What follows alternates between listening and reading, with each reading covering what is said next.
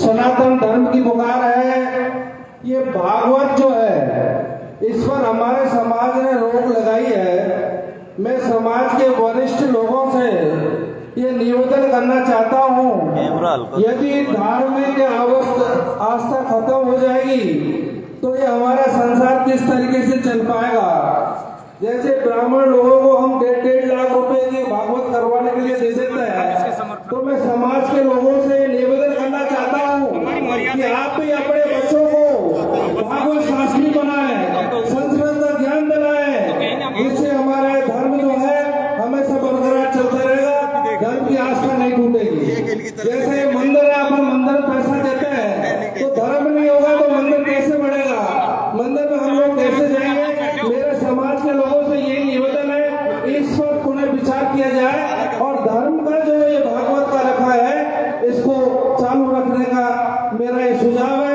वैसे समाज की ये कमेटी बैठी हुई है, जो निर्णय करेगी वही हमें माइंड होगा। धन्यवाद।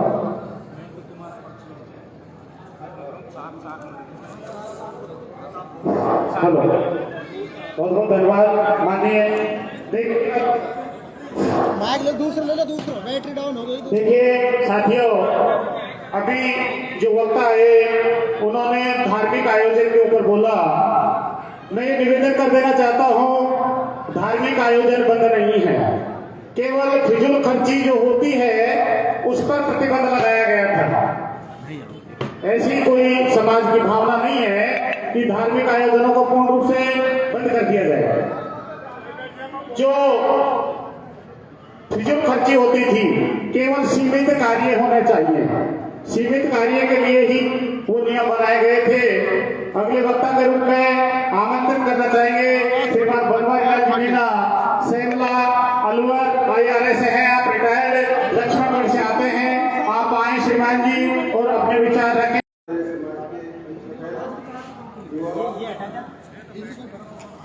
हेलो, कुछ दिन पहले मेरे साथ रघु जी ने बोला था कि रामायण सप्ताह भागवत तो नहीं लगाई जाए, क्योंकि मैंने भी देखा है, मैं सुना है 5 दिन से जो मीटिंग हुई थी उसके बाद समाज में जगह जगह बैठा सब लोगों ने यही कहा है कि ये धार्मिक भावना को ठेस पहुंच रही है। इसमें संविधान में भी हमारे धर्म को महत्व दिया गया है, ये इसको तो सुचारू रूप से चालू रहे, क्योंकि कथा भागवत बहुत कम लोग कर पाते हैं, जिसके नसीब में तो वही कर पाता है।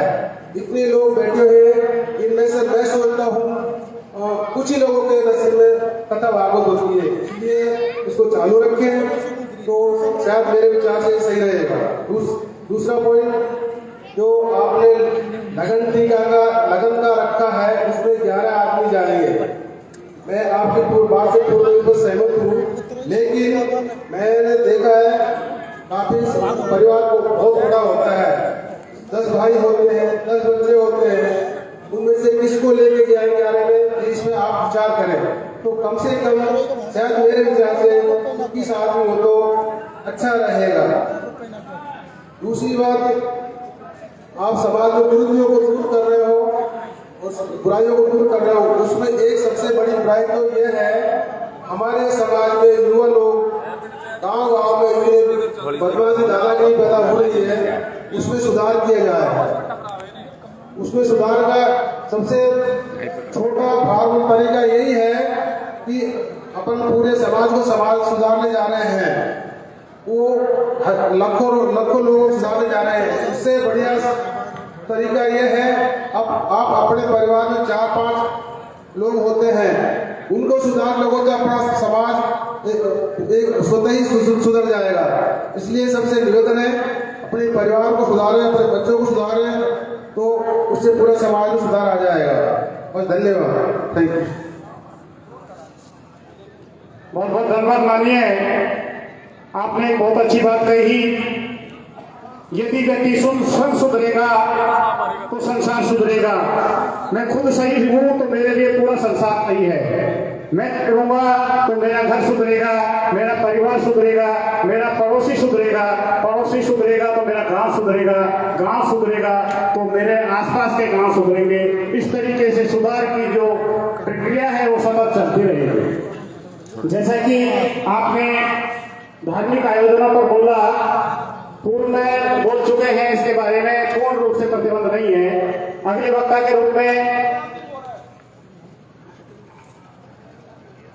श्रीमान बलराम जी मोरेल आप आए और अपने विचार व्यक्त करें। श्रीमान बलराम जी मोरेल।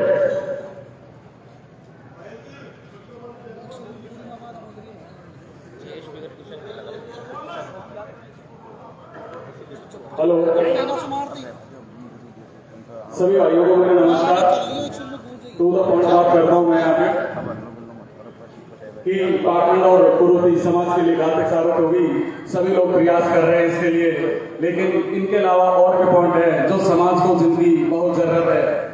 मैं सीधा पॉइंट पे आता हूँ। हर घर में लगभग सरकारी नौकरी वाले होंगे, हर घर में लगभग सरकारी नौकरी वाले होंगे। प्लीज एक बार जिनके घर में सरकारी जॉब वाले हो एक बार हाथ खड़ा कर दे, सिर्फ हाथ खड़ा कर दे जिनके घर में सरकारी जॉब है। कितने से लोग हैं जिनके घरों में सरकारी जॉब है? सबन कहवाई में खबर रहा हूं मैं। तो मेरा खबा का मतलब यह है, आज जो सरकारी जॉब में है उन लोगों के पास में काफी पैसा है और बहुत सारे लोग हैं। 70% सरकारी जॉब वाले पाखंड को बढ़ावा दे रहे हैं क्योंकि उनकी जेब में पैसा आ गया। लेकिन मैं उनसे कहना चाहता हूं कि अब आगामी सरकार और कॉर्पोरेट जगत मिलकर ऐसा संगठन तैयार कर रहे हैं जिसे निजीकरण लागू कर दिया गया है। और नॉर्मल वे में यदि मैं कहूं कि आज औसत लेवल पे एक आदमी की 1 लाख रुपए तनख्वाह है, तो निजीकरण में वही तनख्वाह 20,000 रुपए होने वाली है या हो रही है। रेलवे वाले कर्मचारी इस बात को अच्छी तरीके से समझ रहे हैं और लाइफ पे सुन भी रहे हैं। और मैं इस पॉइंट को एक बार फिर दोहराना चाहूंगा कि जिनकी तनख्वाह 1 लाख रुपए है, निजीकरण में उनकी तनख्वाह 20,000 रुपए होने जा रही है। तो जो 80,000 रुपए की कटौती हो रही है वो हमारे समाज का एक बहुत बड़े हिस्से की कटौती हो रही है और ये आने वाले समय में बहुत भयावह रूप धारण करेगा। ये जो 80,000 की पर मंथ कटौती हो रही है एक गांव से, तो एग्जाम्पल के लिए एक गांव में 20 नौकरी करते हैं तो 20 लाख रुपए एक गांव में तनख्वाह आती है। लेकिन निजीकरण में उसी गांव में सिर्फ 4 लाख रुपए तनख्वाह आएगी और जो 16 लाख रुपए की कटौती हो रही है वो कॉर्पोरेट जगत के ठेकेदार के पास जाएगी। एक गांव से 16 लाख रुपए की कटौती कॉर्पोरेट जगत के ठेकेदार के पास जाएगी। जब वो उसके पास अकूत पैसा हो जाएगा, उसी पैसे को लेके वो सरकार के पास जाता है। सरकार का कोई भी हो, कांग्रेस हो या बीजेपी हो, उस 16 लाख का हिसाब अकूत लेके जाएगा और वो कहेंगे कि हम निवेश करना चाहते हैं। तो अगर निवेश में क्या करे, हमें फलाने हाईवे पे 4,000 बीघा जमीन चाहिए। पहले हमारी नौकरियों में कटौती करी, फिर उसी पैसे से जमा करके सरकार के पास गए और उसी पैसे से हमारे किसानों की जमीन खरीद ली। तो धीरे धीरे ये सिस्टम हमारे समाज के लिए बहुत बड़ा घातक साबित होगा और समाज इसे मूक दर्शक बना हुआ है। कोई भी आदमी किसी भी पॉइंट को लेके कहीं नहीं कहता, सिर्फ पाखंड और भंडारे की बात करते हैं। जबकि हमारे आने वाली पीढ़ियों की जल जन्नत जमीन, उनकी शिक्षा और उनके छिनते हुए सरकारी जॉब के बारे में किसी को चिंता नहीं है। यदि समाज का इतना बड़ा आय का हिस्सा बंद कर दिया जाएगा तो हमारी आने वाली पीढ़ियों का क्या होगा। इस मंच के माध्यम से मैं ये भी कहना चाहता हूँ कि जेब में पैसा था, आपने पाखंड को बढ़ावा दे दिया। आपकी आने वाली पीढ़ियों को जो 20,000 की तनख्वाह मिलेगी तो उनको पेट नहीं भरे जाएंगे, तो तुम कैसे इस पाखंड को बढ़ावा दे दोगे। तो बहुत सारे पॉइंट है यहाँ पे नोट करने के लिए। मैं बहुत ही शॉर्ट में बात करना चाहूंगा और अध्यक्ष महोदय से ये भी कहना चाहूंगा कि आज जो सरकारी नौकरी वाले हैं, अधिकतर 90% लोग वही हैं जो सरकारी तनख्वाह से अपने त्योहार खुशी से मना रहे हैं, उसी से कार खरीद रहे हैं, 4 मंजिल के मकान बनाए, घरों में एसी लगा रहे। तो क्या तुम्हारी आने वाली पीढ़ी 20,000 की तनख्वाह में मकान बना पाएगी, कार खरीद पाएगी? वो 50 लाख रुपए का लोन ले पाएगी? वो बिल्कुल भी नहीं ले पाएगी और आने वाली पीढ़ी गुलामी की ओर धकेली जा रही है। वही मैं कहता हूँ कि समाज की आय को पूरी तरीके से कम करके जो रिटायरमेंट में जो लोग बैठे हुए हैं वो कह रहे हैं कि हमारे तो 3 करोड़ रुपए मिलेंगे, 4 करोड़ रुपए मिलेंगे, हम तो हमारी आने वाली पीढ़ियों को बिजनेस करवा देंगे। ये बात मैं मानता हूँ, लेकिन पॉइंट टू द अगला देखता हूँ कि आज आपकी 1 लाख रुपए की तनख्वाह है तो आपने मॉड्यूलर किचन बनवा दी, आपने है ना 2 कमरे के बराबर का बाथरूम बनवा दिया, 4 खेत को मिला के बाउंड्री करके ना अपना आलीशान फार्म हाउस बना दिया। तो अगले पॉइंट पे आओगे, आपकी आने वाली पीढ़ी जब 20,000 की तनख्वाह करेगी तो क्या आपके मकान को मेंटेनेंस कर पाएगी? क्या आपकी कार में वो पेट्रोल भरवा पाएगी? कुछ भी नहीं करवा पाएगी। और इस चीज को आपकी आंखों के सामने बदलते हुए देखा जा रहा है, लेकिन हम खामोश है।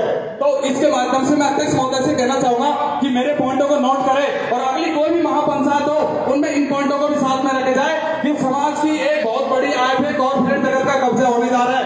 सरकार कोई भी हो, मेरे यहाँ से उद्देश्य है किसी भी सरकार को, किसी भी नेता को, किसी भी पार्टी को टारगेट करने का उद्देश्य नहीं है। चार्जर मंगवा मुझे दो। मेरे समाज के बारे में चिंता है, इसलिए मैंने ये वक्तव्य यहाँ पे बोला है। आने वाले मैं और करना चाहूंगा, एक मंदिर है, हम क्या करते हैं मंदिर पे तो करोड़ों रुपए खर्च कर देते हैं, लेकिन वहीं तो लाइब्रेरी की बात आती है ना, तो किसी के जेब से 1000 रुपए नहीं निकलते। और जब यज्ञ और हवन होते हैं ना, तो हर घर का घर है तो 21,000 रुपया ये चारों तरफ देखने को मिल रहा है। सब लोग इससे वाकिफ है, लेकिन लाइब्रेरी के नाम पे ना पैसा नहीं निकलता। तो यहाँ पे मैं ये कहना चाहूंगा कि एक गांव में पहले एक मंदिर हुआ करता था ठाकुर जी का, उसमें पुजारी भी रहता था, अपना परिवार भी पालता था, गांव से नाच भी लेता था और अपने बच्चे पैदा भी मंदिर में करता था। मेरे गांव में भी 2 मंदिर है, मैं अपने गांव की घटना बता रहा हूँ। तो इसमें मैं ये कहना चाहूंगा, इसके अलावा भी हमने 4 मंदिर और बना दिए, जबकि अभी प्रत्येक गांव का अवलोकन किया जाए तो वहाँ पे लाइब्रेरी नहीं है। हमारे बच्चे जो आज अच्छी शिक्षा ले रहे हैं वो किताबों की वजह से ले रहे हैं। एक अच्छी लाइब्रेरी जो उन्होंने शहर में जाके पढ़ी है, मतलब किताबों की वजह से ही हमारा समाज है ना वो संपन्न हुआ है, जब से आर्थिक विकास हुआ है। तो मैं ये कहना चाहता हूँ, यदि मंदिर पूरे सारे बन गए ना तो, और अब लाइब्रेरी बनाने जाए तो मंदिर के जो फर्स्ट फ्लोर है, यदि किसी की भावना आहत ना हो और पूरा सहमति से काम हो सके तो मंदिर का जो फर्स्ट फ्लोर है ना उसके ऊपर लाइब्रेरी बना दो। तो उससे ये हो जाएगा कि मंदिर का रखरखाव प्लस लाइब्रेरी हो जाएगी, नए जगह का भी जरूरत नहीं पड़ेगी हमें, और इसको बनाने में भी आसानी हो जाएगी। अगला पॉइंट ये आ रहा है कि आजकल नक्सलियों के बारे में बहुत ज्यादा मैटर चल रहा है। हमारी बेटियां और अतनियां, इस बारे में मैं ये कहना चाहता हूँ कि जैसे हमारी बेटी 9वीं 10वीं क्लास में पढ़ने लग जाती है, अपने मम्मी पापा के साथ में रील बनाने लग जाते हैं और माँ बाप उसे नाचता हुआ देख के बहुत खुश हो जाते हैं कि हमारी बेटी नाच रही है। वही बेटी जब आप 15-16 साल की होती है, 20 साल की होती है, उसी बेटी की हम शादी करते हैं तो आजकल क्या होता है, दूल्हा और दुल्हन एक ही स्टेज पे नाचते हैं। तो वो लड़की वहां अच्छे से नाच लेती है ना, तो लोग कहते हैं दूल्हे से, भाई साहब तो बहू लेके आ रहे हैं, नचनिया लेके आ रहा है। तो वो तो समाज का ही दोष है ना, समाज उसे बचपन से यदि नाचना सिखा रहा है तो लड़की तो नाचना सीखेगी ना। उस हमारी बेटियों को हमने महापुरुषों के बारे में नहीं बताया कि तुम भगत सिंह को पढ़ाओ, बिरसा मुंडा को पढ़ाओ, तुम अम्बेडकर को पढ़ाओ। हमारी बेटी को हम 9वीं 10वीं होते ना सोमवार का व्रत करना सिखा देते, जबकि उनको तो शिक्षा देने का अधिकार संविधान ने दिया है। और अम्बेडकर साहब का जो हिंदू कोड बिल है उन्होंने उनको सारी सुविधाएं दी है। आज जो महिलाएं पाकड़ में घुसी हुई है उनसे मैं इस मन से ये कहना चाहता हूँ कि यदि तुम सरकारी जॉब में होते हो, तुम्हें 6 महीने की मैटरनिटी लीव मिलती है, वो सब संविधान देता है, कोई धर्म नहीं देता। धर्म के हिसाब से तो तुम्हें पढ़ने का भी हक नहीं था। दूसरी बात मैं ये कहना चाहूंगा, सरकार चाहे कोई भी हो, चाहे 5 किलो राशन दे, 10 किलो राशन दे, मैं हमारे किसान कबीले से ये कहना चाहता हूँ कि 5 किलो राशन तो हर महीने अपने मंदिरों में पंडित पुजारियों को दान करते थे, हमें 5 किलो राशन लेने की क्या जरूरत है। लेकिन नौबत यहाँ आएगी जब हमारी सरकारी नौकरी भी चली जाएगी और कॉर्पोरेट जगह जब हमारी जमीन भी खरीद लेगा तो वाकई में हमारे 5 किलो राशन की जरूरत पड़ेगी, हमारे पास तो आगे स्रोत ही बंद हो जाएंगे।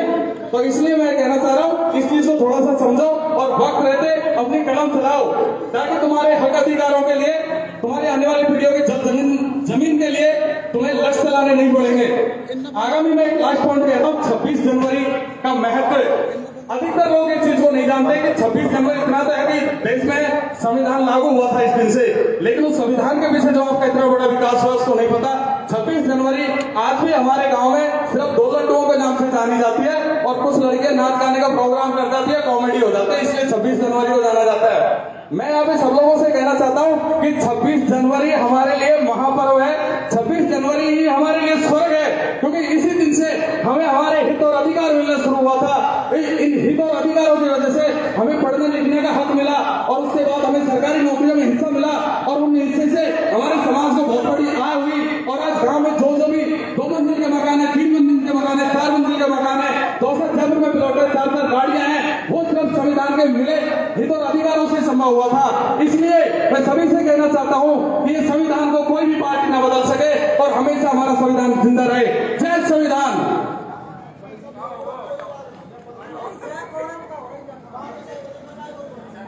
देखिए साथियों, जो वक्ता अभी बोलकर गए हैं उनकी ये बात हमें ठीक लगी कि बालकों को संस्कार दें, बालकों को अपने परिवार में संस्कार किस तरीके से देने चाहिए, वो संस्कारवान बालक किस तरीके से हम तैयार करें, ऐसे संस्कार दें परिवार में, ऐसे संस्कार दें अपने घर में, जिससे आगे जाके हमारे बालक हमारा नाम रोशन करें। इस तरीके की सबकी भावना होनी चाहिए जिससे हमारे घर में अच्छे बालक निकलें, उनमें ऐसे संस्कार हो जिनकी चर्चा चारों तरफ होनी चाहिए। उनकी पालना कैसे हो, इन पर ज्यादा विचार करना है। जो बिंदु हमारे समाज की महापंचायत ने पारित किए थे, उन बिंदुओं को ज्यादा से ज्यादा समाज में इंप्लीमेंट किस तरीके से किया जा सके, इस पर विचार रखना है। अगले वक्ता के रूप में हम आमंत्रित करना चाहेंगे श्रीमान उदय भानु जी, पूर्व मैनेजर निवासी सालमपुर। आप आए और केवल उन बिंदुओं पर बोलें जो वहां पारित किए गए थे और उनको किस तरीके से लागू किया जाए। भाई साहब बलिराम जी से निवेदन करेंगे, आप मंच पर आए और सहयोग करें। आप वहां नहीं बैठे जाके।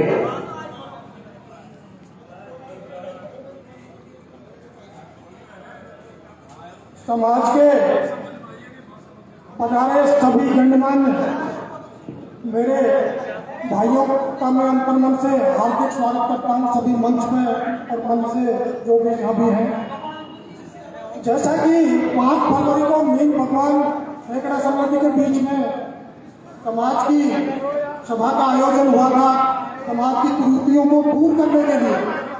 तो भाई मनीराम जी ने अभी बताया था कि हमें जल्दबाजी में त्रुटिवश कोई गलत कुछ हो गया, सुधार के रूप में यहाँ मीटिंग का आयोजन किया गया है। भाई महेश जी ने भी अभी बताया कि बच्चों में, युवा पीढ़ी में नए संस्कार कैसे डाले जाए, वो भी इस मंच के माध्यम से समाज में विचार व्यक्त किए जाएं। तो इन चीज़ों पर मैं अपने विचार व्यक्त करूँगा और इनको समाज अच्छी तरह, ये मेरे विचार हैं, मेरे विचार व्यक्त करने की अभिव्यक्ति के हो सकता है आप मेरे विचारों से खुद भाई सहमत नहीं हो, लेकिन ये समाज सुधार के लिए मैं अच्छे विचार आपके सामने रख रहा हूँ और इन पर अमल किया जाए। बात यह है कि उस दिन 13वें पॉइंट पे जो भक्ति, पाठ पूजा और यज्ञ हवन, इन पे जो रोक लगाने की बात कही थी, मैं 4-5 दिन से जमीनी स्तर पर गाँव में उतरा हूँ। 50% लोगों में इसका रिएक्शन बहुत बेहूदी से जा रहा है कि ये गलत कर दिया। तो इसको बिल्कुल ही जो भक्ति भाव से जो भाई भक्ति करेगा वो भक्ति चलेगी। हम मीन भगवान के अवतार हैं, विष्णु भगवान के प्रथम अवतार, वत्स अवतार के हम वंशज हैं। इतनी पीढ़ी से हमारी उत्पत्ति हुई है और रामायण में हम निखादराज के वंशज हैं जो आदिवासी थे और जो भगवान राम के भक्त थे, और हम उस भक्ति से ही हट जाएंगे तो हमारे बच्चे, हमारा परिवार, इसका सब खत्म होता चला जाएगा। भक्ति भाव से बच्चों में अच्छे संस्कार आएंगे, राम के आदर्श पे, रामायण के आदर्श पे चलेंगे, अच्छे संस्कार आएंगे।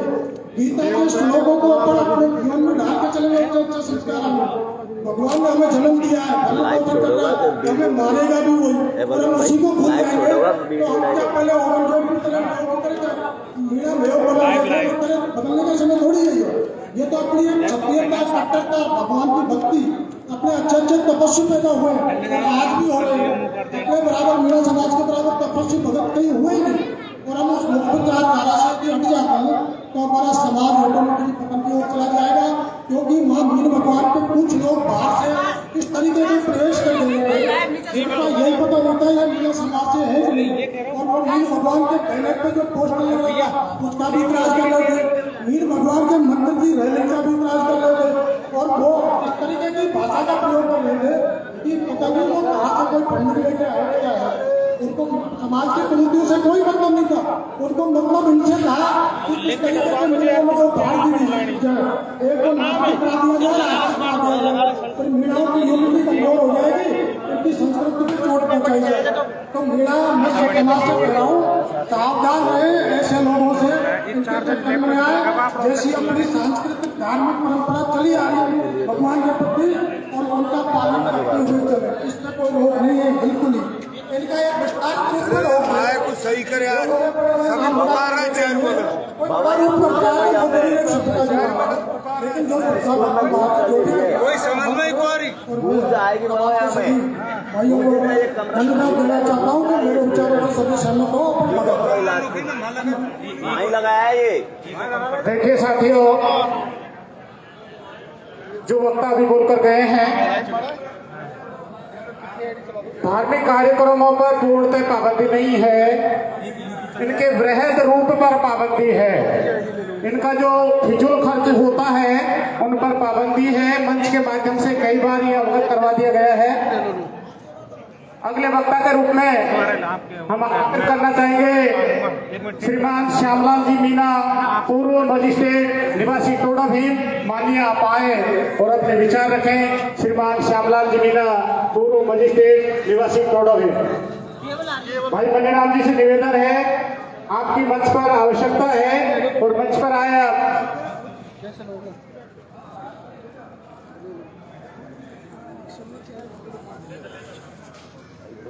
जो सज्जन साइड में खड़े हैं बैठे हैं उनसे निवेदन है, सामने काफी जगह है, कृपया सामने जाकर बैठे हैं। जो साइड में खड़े हुए सज्जन हैं ये खड़े हैं, इनसे निवेदन है कृपया आप सामने आकर बैठे हैं। अगले वक्ता के रूप में माननीय श्यामलाल जी, पूर्व मजिस्ट्रेट निवासी टोडा भीम, यदि मंच के माध्यम से हमारी आवाज सुन रहे हैं तो अविलंब आए। माननीय श्यामलाल जी।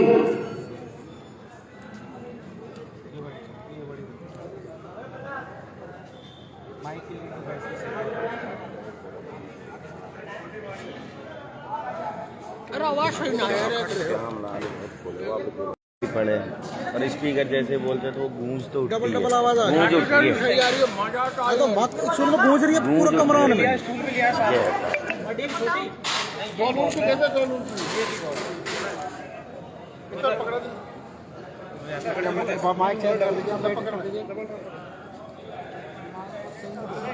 बलराम थोड़ो सो खेतो तिरछो, थोड़ो सो यूं को दबा लीजिए, खे यूं को दबा ले, थोड़ो सो हल्को सो दबा लीजिए।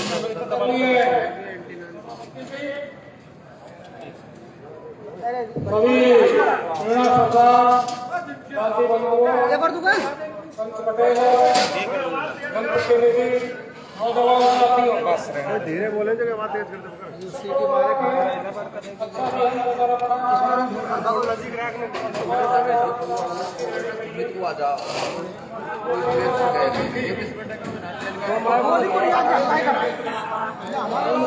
आदमी तो मांग रहे हैं, बोलिए मुझे थोड़ा सा बोलिए। 80% आदमी नहीं मांग रहे। अब ये आप लगा रहा हूँ मुझे तो पेट फेरावने का नियम पहले से लागू किया था। हम जैसे आदमी और हमारे जैसे कुछ 20% आदमी मांग आप रहे लगा हैं, रहा हूँ सबसे ज्यादा 3-4 बेच लेते हैं और हमसे लिए जाते हैं 40, 50, 60 और बेच देना पड़ेगा, नहीं दे तो कर इसका खबर। इन चीजों में पढ़ाई से जाकर कुछ आदमी मांग रहे हैं, कुछ आदमी नहीं मांग रहे। जगह जगह सभाएं हो रही हैं, लेकिन ये बात नहीं करी किसी ने कि नियमों का पढ़ाई से पालन होना चाहिए। दूसरी बात मैं ये देना चाहता हूँ कि लड़के की शादी हो रही है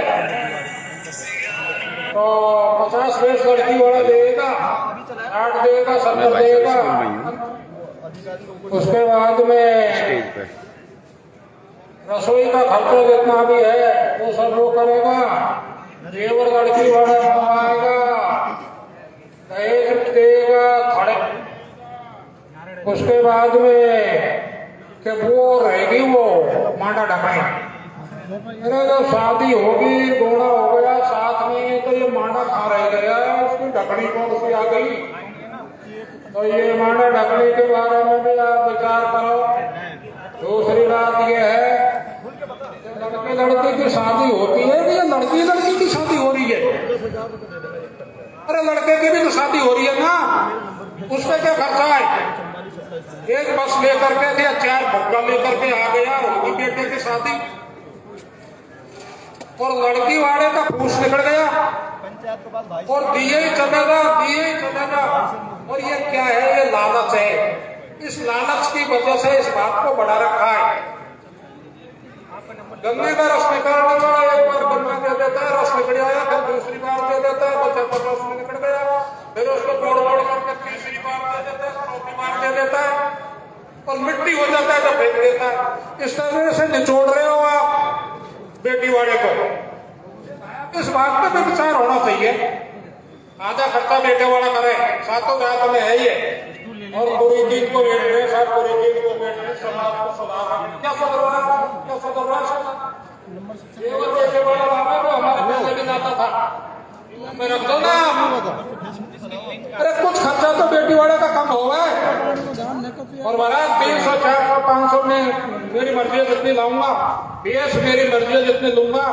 और मानव डॉक्टर जाएंगे उनको पहले जो धोती से काम चल रहा था अब तो उनको भी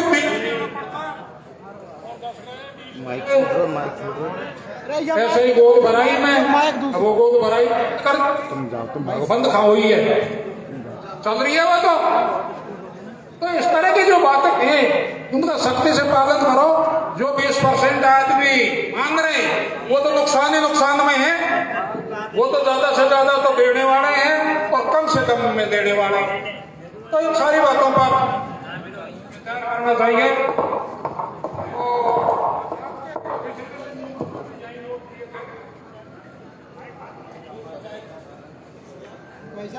सभी बातें ठीक है, सभी बिंदु अच्छे हैं, समाज सुधार के हैं।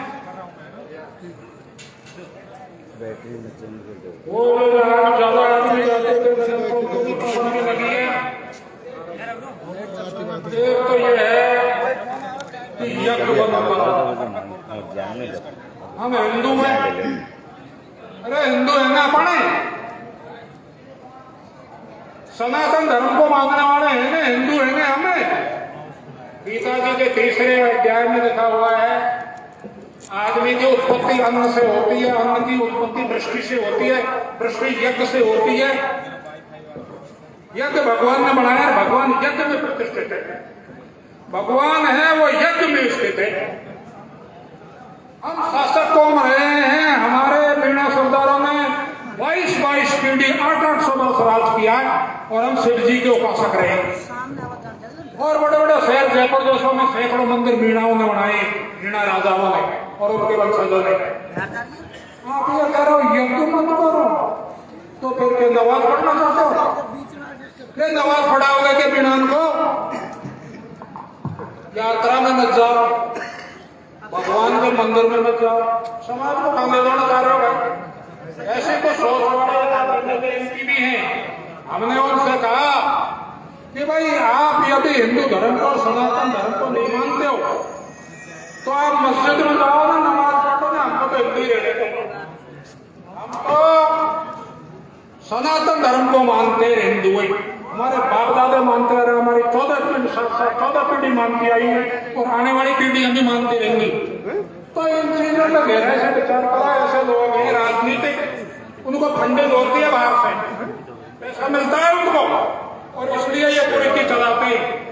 आप इन बातों के बहकावे में बताइए, यज्ञ भी करो, धार्मिक काम भी करो, मंदिर भी जाओ, शिवजी भी नुभाओ। जन्मदिन की बात है तो भाई एक तो सभी जातियों में समाज में एक तो जन्मदिन मनता है, एक मरण दिन मनता है। अब हमारे बट में तो मरण दिन आया है, हम तो मरण दिन मनाते आ रहे हैं सैकड़ों वर्षों से।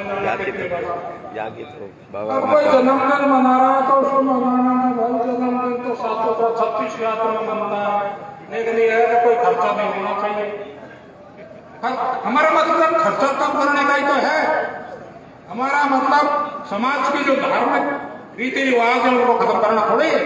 खर्चा मत करो, घर में जो आयोजन है कर दो, बच्चों को खाना खिला दो, बच्चे के बेटे के दोस्त है, बच्चे की कोई चीज है खाना खिला दो, और यही जन्मदिन होना चाहिए। अब जन्मदिन को बंद करना, भाई एमएलए एमपी को प्रधानमंत्री भी बधाई देता है जन्मदिन के दिन, मुख्यमंत्री भी एमएलए को बधाई देता है। हम तो रिटायर हो गए नौकरी से, आपको भी हमारे अधिकारियों का फोन आता है जन्मदिन पर बधाई का। तो इन चीजों में पूरा ध्यान दीजिए, जल्दबाजी में ऐसा निर्णय लेना ठीक नहीं है। अगर दिन की बारात की बात है, ये भी एक दिन की बारात तो पहले भी दिन में आराम ठीक पड़ा होता था, 2 दिन का जो शादी का प्रोग्राम था उसको 1 दिन का था। और बारात जब भी आती है बेटी वाला के घर हम 2 घंटे में फ्री कर देते हैं। अब बारात आप बुला रहे हो 8-9 बजे, फिर पड़ेंगे शाम को तो बारात का क्या करोगे 10-12 घंटे बैठा करके? कहाँ बैठाएंगे उनको? वो मई जून के महीना में 38 सेंटीग्रेड टेम्परेचर रहता है, कईयों के हैजा हो जाएगा वही। हमारे पास तो न तो कूलर है, न कोई पंखा है, न कोई एसी। होटल के पास गरीब गाँव में कोई साधन नहीं है, कहाँ बैठाएंगे उनको हम 8-10 घंटे तक? और ये 8-10 घंटे तक गाँव में लेफ्ट राइट करते रहो। गाँव में आपने देखा, मैं भी गाँव में देख रहा हूँ, के महीने में मई जून में गाँव में होकर निकलो तो ऐसा लगता है लग गई। कोई बात नहीं, सब अंदर रहते हैं, बराती बाहर बैठे रहेंगे, 10 घंटे तक बराती बाहर बैठे रहेंगे। क्या मजाक कर रहे हो या हैं? अरे ये मेरा प्रस्ताव है। आप 1 दिन की शादी हमने 2 दिन की जो 1 दिन की कर दी, आप फिर 2 दिन की कर रहे हो उसको। 12-12 घंटे बारात बैठा हो, किसकी नकल है ये? किसकी है ये नकल? जो अति पिछड़े आदमी हैं जिनकी नकल कर रहे हो आप, कोई सुन जाते की हाई प्रोफाइल आदमियों की नकल करते हुए तो ठीक लगोगे। तो मेरा ये प्रस्ताव है, इसको तो धन्यवाद, नमस्कार। भाई थोड़ा सा हाथ हटा। देखिए साथियों, अध्यक्ष महोदय का स्पष्ट निर्देश है, जो भी वक्ता बोले 5 मिनट में अपनी बात पूरी करे। अभी जो वक्ता माननीय बोल के गए हैं, हम स्पष्ट कर देना चाहते हैं, कोई भी धार्मिक आयोजन बंद नहीं है, केवल फिजूल खर्ची पर प्रतिबंध लगाया गया है। और जन्मदिन की जो बात आई थी वो कुप्रथा चल रही थी। जन्मदिन की बधाई देने पर कोई प्रतिबंध नहीं है, कोई भी बधाई दे सकता है, हम भी देते हैं, आप भी देते हैं। लेकिन उसके जन्मदिन के ऊपर और कुप्रथाएं चल रही थी। ये कौन सा नियम है? गाड़ी के ऊपर रख के और तलवार से केक काटते हैं, ये जन्मदिन मनाने की हमारे समाज में प्रथा है क्या?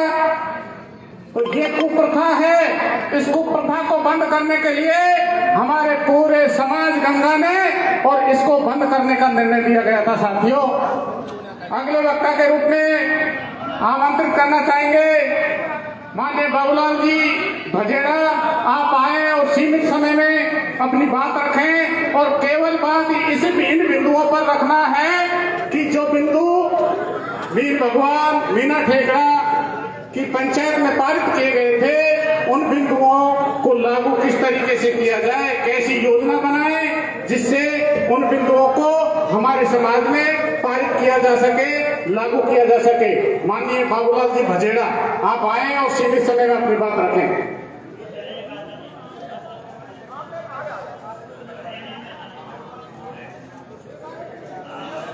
जिन वक्ता का नाम मंच के माध्यम से लिया गया है, यदि उपस्थित नहीं है तो अगले वक्ता के रूप में रामकिशन जी पाडला, आप आए और अपनी बात रखें। बाबूलाल जी यदि आ रहे हैं तो आप अविलंब आए, इतना समय नहीं है, वक्ता बहुत है, और अपनी बात सीमित समय में रखें। बाबूलाल जी भजेड़ा।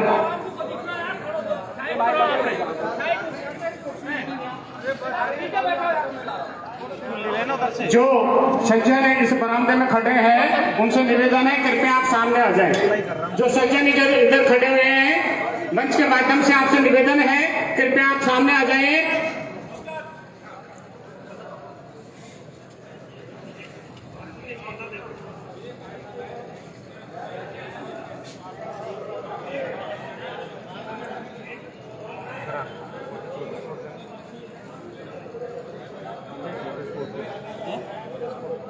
जिन वक्ता का नाम लिया है आए, इतना समय नहीं है। आदरणीय आपकी सभा के मंच आते सभा सभी पंच महानुभावों, सभा सबको नमन करता हूँ। साथियों, ये जो पंचायत हो रही है, ये अपने जो मीर भगवान पे जितने भी बिंदु पे सभी ये कबीलाई समाज ने जो निर्णय लिया था उनका पालन करने के लिए है, बंदी करवा गया यार, उसका पालन करने के लिए है। तो मैं ज्यादा वक्त नहीं लूंगा, मंच ने 5 मिनट का टाइम दिया है, कम कर दो, बिल्कुल कम। उन बिंदुओं पर सभी भाइयों से यह निवेदन करेंगे कि जो होना था तो उन बिंदुओं को हो गया। आपकी सलाह जरूर मान रहा है पंच, उस पर सहमति जतानी है। भाइयों, जिन बिंदुओं के ऊपर सहमति बनी उनमें हमारे पंचायत ग्राम भजेड़ा, पूरी पंचायत तीनों गांवों ने मिलके और सबको सहमति दी है। वैसे समाज में इतनी कुरीतियां हैं जो गिनने लायक ही नहीं है। सबसे बुरी कुरीति तो हमारे यहाँ बहुत कुछ चल रही है, परंतु हमारे गांव में आज से 30 साल पहले नुक्ता प्रथा बंद कर दी थी। आप यहाँ रिश्तेदार भी बैठे होंगे, उनको पूछ सकते हो। हमारे गांव में आज से 30 साल पहले नुक्ता प्रथा बंद कर दी थी। हमारे गांव में कोई नुक्ता नहीं होता है, तो अपने आप से बंद करो। शिक्षा के प्रति ध्यान दो। मैंने शिक्षा का मुद्दा ठेकड़ा में भी उठाया था। हमारे आदरणीय अभी बोल के गए, परंतु उनके मुताबिक नहीं बोल पाए। शिक्षा में ऐसी चीज है, शेरनी का दूध है, जो जितना पढ़ेगा उतना ही धारेगा। शिक्षा में हम पिछड़े हुए हैं भाइयों। जो चल रहा है इस गवर्नमेंट में, ये चल रहा है कि हमारे बच्चे प्राइवेट स्कूल में जा रहे हैं, सरकारी स्कूल बंद होते आ रहे हैं। एक दिन वो आएगा जो हम हमारे बच्चों को प्राइवेट स्कूल में नहीं भेज सकते। गवर्नमेंट ने एक लालीपॉल दे रखा है। क्या दे रखा है? 500 रुपए हर महीने मिलेंगे। उसको लेके खुश हो जाते हैं। अब 500 रुपए मिलेंगे, प्राइवेट में पढ़ेंगे तो, सरकारी में पढ़ेंगे तो कुछ नहीं मिलेगा। दाल चावल की जो रसोई चल रही है वो मिलेगा, परंतु एक दिन उधर से बच्चे हमारे कम होंगे। शिक्षा में जितने भी टीचर हैं वो खत्म हो जाएंगे, स्कूलें सरकारी सभी बंद हो जाएंगे, तो हमें कोई हमारे बच्चों को पढ़ाने के लिए जगह नहीं देगा। तो शिक्षा पे ध्यान दिया जाए, शिक्षा पे ध्यान दिया जाए। और ये नींव समाज में वहां भी एक मुद्दा उठाया था नींव बनाने का। अभी हमारे गवर्नमेंट चल रहे हैं नींव बनाने वाला कोई महिला है, अरे मैं समाज से ये कहता हूँ, उस नींव बनाने वाली महिला को गांव के पंच पटेल जो सरकार में बैठे हुए हैं, वो उसकी पता करें, उसमें बेल लगाया जाए। जहां भी वो रहती है वहां से संपर्क करके उनके पंच पटेल उस पर बेल लगाए। यही समाज को नीचे ले जा रही है। हमारे बच्चे आज भी, आप क्या समझ रहे हो, आपको बना दिया। आज हमारे बच्चे पढ़ के प्रमोशन हो के ऊपर तक पहुंचने में नीचे क्या हालत है, नीचे की हालत बहुत खराब है। शिक्षा की ओर ध्यान दो। यदि शिक्षा की ओर ध्यान नहीं दिया तो आज जो अपन बैठे हैं ये बैठना भी बंद हो जाएगा। जमीनें छोटी छोटी हैं, इसके टुकड़े हो जाएंगे। तो जितने भी हमारे पॉइंट जो बने हुए हैं, 18-20 बिंदु है, उस पर गौर किया जाए। और जितने भी कुप्रथा है उनको बंद किया जाए। जज को मर्डर कर देने की किसी की बंद नहीं है। जाति नहीं, भावना जैसी ये नहीं है हम रामायण का बात कर रहे हैं। अरे आपको सोचना चाहिए, ये जब तक क्यों जोर लगाया है। एक परिवार पे 11,000 रुपए है उगाई। क्या ये गरीब परिवार दे सकता है 11,000 रुपए? तो इन पर रोक लगा दी है, इसलिए ये बंद हुआ है। इसको बार बार नहीं दोहराएं। जो जिसकी भावना है उसके आगे वो बढ़ता है।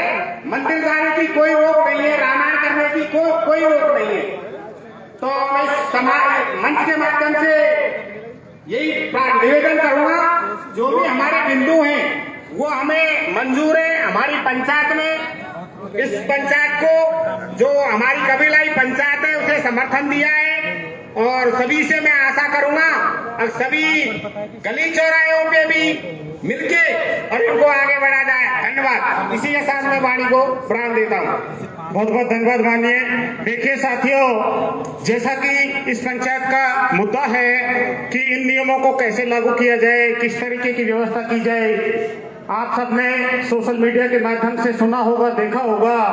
कल कदम खुंडी पर 30 गांवों की एक मीटिंग हुई थी, जिसमें उन सबने ये निर्णय लिया, ये प्रतिज्ञा की कि जो मीन भगवान पर मीटिंग हुई थी और जिन बिंदुओं को पारित किया गया था, उन बिंदुओं को हमारे सभी गांव कड़ाई से पालन करेंगे, सख्ताई से नियमों की पालना करेंगे। इसी कड़ी में ग्राम पंचायत भजेड़ा ने भी एकत्रित होकर ये निर्णय किया, ये शपथ ली बालाजी महाराज के आगे कि आज के बाद ग्राम पंचायत भजेड़ा में इन सभी बिंदुओं को कठोरता से मानेंगे। यदि कोई भाई इस नियम को नहीं मानेगा तो उसको समझा के और इसको मनवाया जाएगा।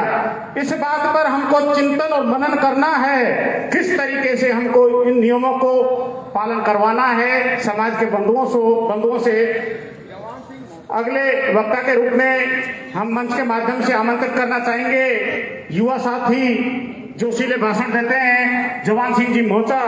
आप आए और अपने उद्बोधन दें, और उद्बोधन केवल इसी बात पर होना चाहिए, इन नियमों को किस तरीके से पारित करवाया जाए, इनका पालन कैसे हो। भाई जवान सिंह जी मोचा। अभी वो थोड़ा अगले वक्ता को हम आमंत्रित करना चाहेंगे।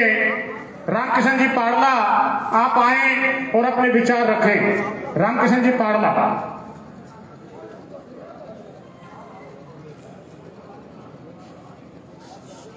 आदरणीय सभापति जी महोदय और आदरणीय जो मेरे मंच में विराजमान, जो भी मेरे पिता समान और बाहर से आए सभी मेरे अतिथिगण और मेरे बुजुर्ग जो हैं मेरे पिता समान, मैं सभी जो भी यहाँ हमारे सर समाज की जो इसमें जो आए हैं सभी के लिए तहे दिल से इनका हार्दिक अभिनंदन। पंजो मैं सर्वप्रथम उन जो हमारे मीणा समाज के जो भी हैं मैं उनको धन्यवाद देने चाहता हूँ कि हमने जो नियम 1 मार्च से जो लागू करे हैं हमारे ब्याह शादी के, वो हमारे कल परसों में एक बारात गई थी नंगला मीणा से और जिन भाइयों ने वो बारात गई थी वो गई थी सिकरौदा के लिए। उन्होंने सुबह बारात बुलाई थी, शाम को उन्होंने विदा कर दिया।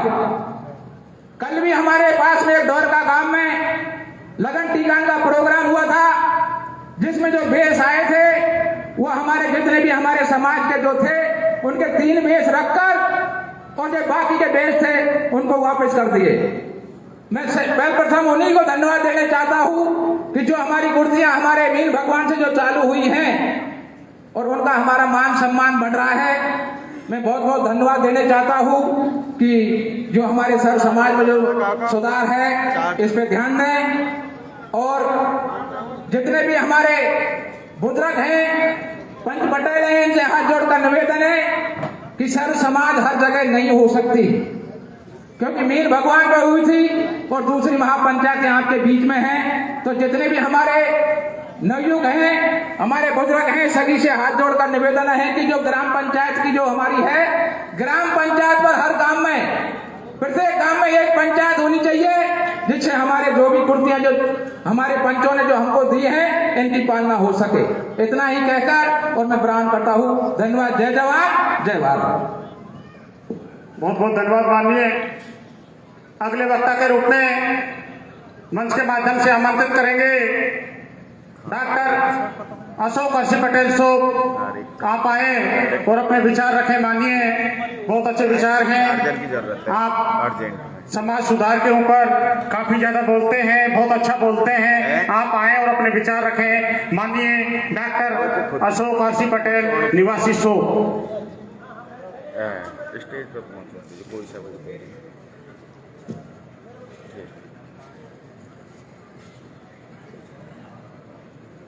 जल्दी आए सर जी।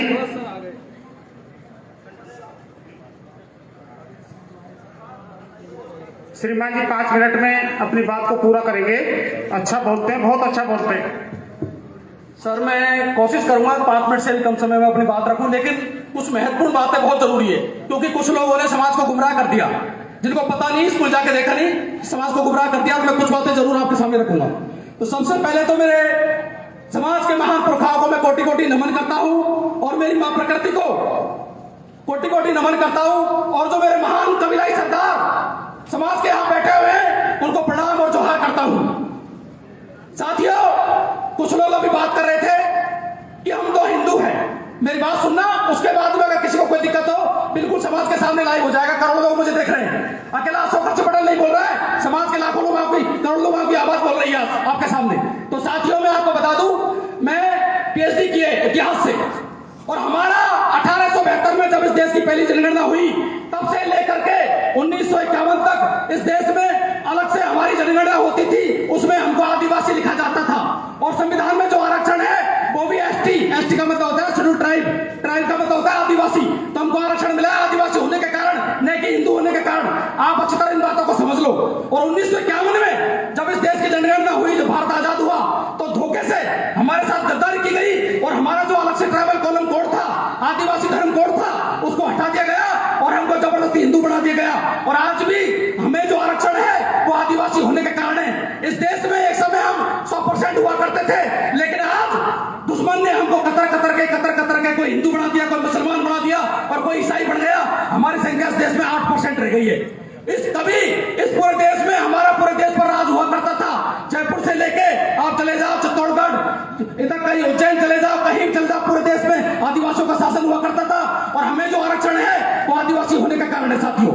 और दूसरी बात मैं आपको बता दूं कि ये जो पंचायत हो रही है, हम सिर्फ इसलिए आए हैं कि समाज के जो नियम बनाए आज हमने वो 80% लागू हो चुके हैं। मैं आपको बता दूं, युवाओं की और सोशल मीडिया पर समाज में चर्चा हो रही है, 80% लोगों ने वो नियम स्वीकार कर लिए। उनमें कोई संशोधन इस पंचायत में नहीं होगा। इस पंचायत में सिर्फ एक ही बात करो कि भाई इनको लागू कैसे करना है। अगर आपने उन नियमों में कोई छेड़खानी करने की कोशिश की 2-4 व्यक्तियों की तरफ से, तो ध्यान रखना ये लास्ट पंचायत होगी। आपके पास समाज और युवा आपकी बातों को ध्यान नहीं देगा। बिल्कुल मैं ईमानदारी से बात कह रहा हूं, आपको अच्छी बात सोच लेना। बिल्कुल अगर आपको समाज को और शासन व्यवस्था को, पंचायत को खत्म करना है ना, और अपनी राज्य की चमकानी है, तो आप कर लेना अपने हिसाब से, लेकिन समाज कोई बात नहीं मानेगा। कल मैं मेरे गांव में पंचायत कर दूंगा, फिर कहते हैं 10 मोर उठा दो, फिर आपका समाज जीरो आ जाएगा। अरे यज्ञ भागवत भंडारों से किस समाज का भला हुआ है? सिर्फ एक समाज का जो इनको करता है आपसे 1-1 करोड़ रुपए ऐंठता है, मौज मस्ती करता है आपके घर में, और 1 करोड़ रुपए लेके जाता है और अपने बच्चों को विदेश में पढ़ाता है। आपके बच्चे सरकारी स्कूल में पढ़ते हैं। ये सरकारी अधिकारी जो बन गए ना, इन्होंने अपना घर तो बना लिया, नेताओं ने अपना घर बना लिया। अब बात आई जब गरीब किसान की पढ़ने की, तो आपको यज्ञ भागवत भंडारे तक धकेल रहे हैं। अरे ऐसे स्कूल से कलेक्टर बने हो या यज्ञ भागवत भंडारों से बने हो या मंदिर से बने हो? बताओ समाज को। अब समाज को तो पढ़ने की बात आई तो यज्ञ करवाओ, भागवत करवाओ। धार्मिक भावनाओं पर कोई पाबंदी नहीं है, लेकिन वो व्यक्तिगत है। समाज में यज्ञ भागवत भंडारों को नहीं रोकोगे, ना ही इनको थोपोगे। आज 20 करोड़ रुपए की बात हो रही है उलूपुरा में कि 20 करोड़ रुपए में यज्ञ करवाया जा रहा है, कोई 10 करोड़ की कह रहा है, पता नहीं कितने खर्च होंगे, लेकिन उस समय उससे समाज को फायदा क्या होगा? आप बताओ समाज को फायदा क्या होगा? कितने आईएएस बनेंगे उस गांव में से? क्या उस गांव में से गरीबी मिट जाएगी? क्या उस गांव से बेरोजगारी मिट जाएगी? क्या हमारे किसान आगे पहुंच जाएगा? किसान को जरूरत है हमारे खेत को मजबूत करो, किसान को मजबूत करो, शिक्षा को मजबूत करो और स्वास्थ्य को मजबूत करो। अगर हमारा समाज शिक्षा में पीछे रह गए, ध्यान रखना आने वाला टाइम इतना खराब हो रहा है। जमीन तो सरकार पैसे आपकी छीन रही है, कोई जमीनों पर हमारा ध्यान नहीं है। तो शिक्षा पे ध्यान दो, अपने बच्चों को पढ़ाओ, तब जाकर हमारा समाज आगे पहुंचेगा। मंदिरों से भला नहीं होगा। अब भगवान के प्रति आस्था रखनी है, ईश्वर के प्रति रखनी है, वो व्यक्तिगत है, लेकिन समाज पे आप थोप नहीं सकते उस चीज को, क्योंकि हमारा मंदिरों से 1-1 करोड़ के मंदिर लगभग सब गाँव में मिल जाएंगे आपको। मेरे गाँव में 2 करोड़ का मंदिर है, लेकिन एक लाइब्रेरी नहीं है। 15 मंदिर है, लेकिन एक लाइब्रेरी नहीं है बच्चों को पढ़ने के लिए। और जिन्होंने मंदिर बनाए ना, उनके बच्चे विदेशों में पढ़ते हैं। और गरीब किसान के मंदिर बनाओ साहब, यज्ञ करो। 25 साल पहले मेरे गांव में यज्ञ हुआ, अगर वो पैसा शिक्षा में लग जाता तो आज मेरे गांव से आप युवाओं सब कम से कम 50 IAS IPS निकल जाते, अगर वो पैसा शिक्षा में लग जाता। लेकिन उसका क्या हुआ? लास्ट में 0। और जो यज्ञ भागवत भंडारे करवाना था ना, जो व्यक्ति करवाता था समाज में पाखंड ठोकता, आज वो व्यक्ति कोई ये सोचता है कि पाखंड थोप करके मैं सरपंच बन जाऊंगा, मैं विधायक सांसद बन जाऊंगा, तो दिमाग से निकाल देना। ये युवा पीढ़ी है ना समाज की, जो शिक्षित होकर हम इन स्कूलों से निकले हैं। कलेक्टर कहां से बना? इस स्कूल से। IPS, IAS, डॉक्टर, इंजीनियर यहाँ से बने। मैंने पहले से PhD तक पढ़ाई की है। कहीं भी मुझे कोई देवी देवता काम नहीं आएगा। समाज के जो बैठे हैं मेरे भगवान, मेरे सरदार यही है। माँ बाप ने मुझे पढ़ाया लिखाया, ऐसे ही आपने अपने बच्चों को पढ़ाया लिखाया। तो शिक्षा को पढ़ाओ। और गरीब आदमियों से मैं समाज के तो किसान वर्ग है उसे कहना चाहता हूँ, किसी के झांसे में बताओ, शिक्षा को बढ़ावा दो, स्वास्थ्य को बढ़ावा दो, खेती किसानी को बढ़ावा दो। और तुम्हारे जो खेत है ना जिनसे हमारा पेट भरता है, उनसे पवित्र जगह दुनिया में कोई नहीं है। ध्यान रखना, उनसे पवित्र जगह कोई नहीं है। आपका वही तो तीर्थ है और वही महाकुंभ है और वही मंदिर है आपका। जाओ तो अपने खेत पे जाओ। बाप दादा आपके खेत जोतते आए हैं। बाप दादा ने तो कुंभ करवाए, न उन्हें भागवत भंडारे करवाए। उनका एक ही काम था, सुबह अपने खेत पे जाना और शाम को अपने खेत से वापस आना। तो मेरे किसान के, मेरे वर्ग के लोगों, ध्यान रखना, अपने जंगल और जमीन को बचाओ। यही काम आएगी, बाकी कोई कहीं काम नहीं आने वाला। कुंभ में देख लिया 10,000 20,000 लोग मर गए, कोई बचाने नहीं आया, कोई बचाने नहीं आया। कोरोना में सबके दुकान के तार लगे, मंदिर मस्जिद सब बंद हो गए। क्या कोई शक्ति आई बचाने के लिए?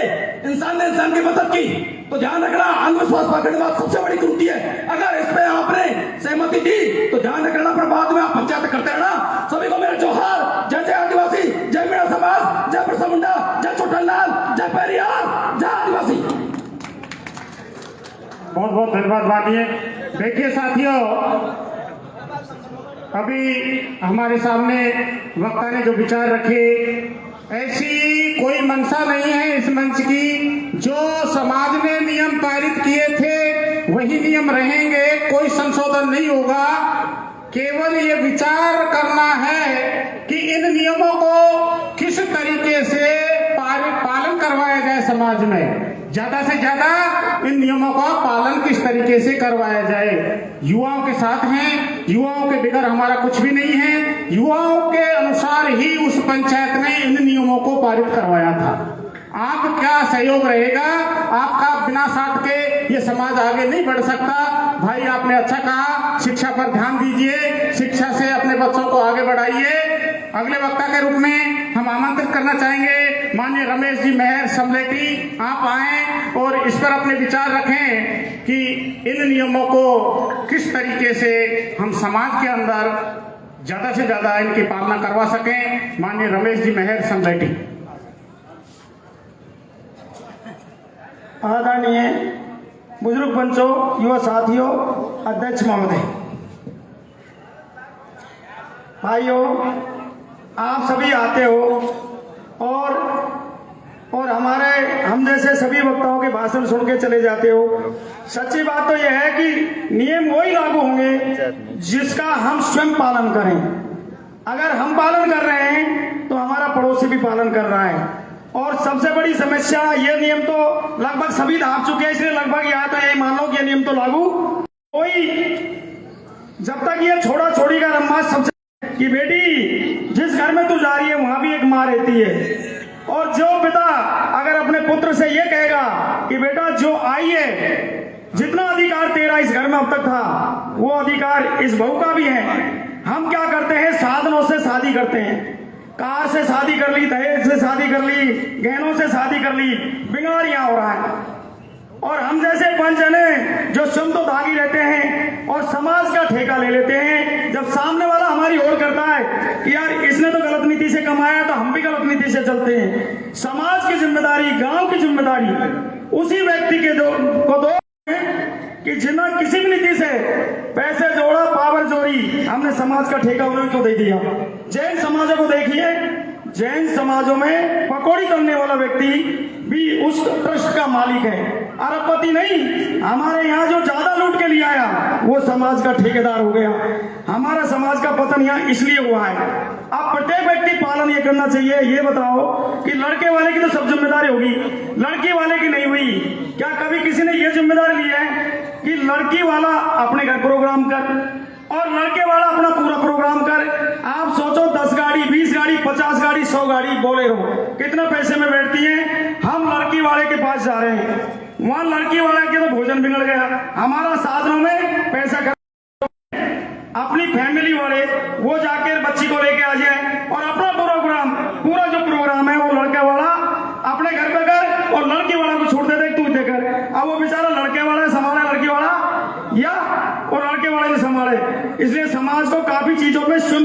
करना है। मैं रमेश महर, समलेटी में संख्या कम है, विरोध भी करना पड़ता है। आपके सब जितने भी नेता वो जानते हैं रमेश महर क्या है। मैं महर भाइयों के बीच में यहीं चौरवाड़न के आया हूँ, आप सबके सामने प्रण कर रहा हूँ कि मेरा एक बच्चा MBBS है, एक गृह मंत्रालय में अभी लगा है। मैं जब शादी करने जाऊंगा तो मेरे बाप ने जो पैदा किया है और मेरी बहन है और यार दोस्त केवल 10-20 जना वही बारात में जाएंगे। ये मंच में या और लोग क्या है, हमारा तो बड़ा नाम है, इस हिसाब से माहौल मिल रहा है, इस हिसाब का प्रण लेके चले जाइए। बार बार पंचायत जोड़ने की जरूरत नहीं पड़ेगी। ज्यादा पंचायत जुड़ने से आकर्षण कम होता है, नियम कम लागू होते हैं। आप लोग क्या कर रहे हो, चेहरा दिखाया, मैं अच्छा बोला, मेरा फोटो आया कि नहीं सोशल मीडिया पर, अरे भैया चौथी पीढ़ी का अपना बाबा कोई याद नहीं करता है, आपको कौन याद करेगा। शायद इनमें के चौथा प्रधानमंत्री का कोई नाम नहीं जानता है। इसलिए धरातल पे स्वयं उतरो। बहुत से ऐसे चुनाव जीतते हैं और हाथ जोड़ते हैं, ढोक देते हैं, भान बेटी का भी ढोक लगाते हैं, फिर दामों में बिक जाते हैं। उसकी श्रेणी हो गई मेरी नजर में वैश्या।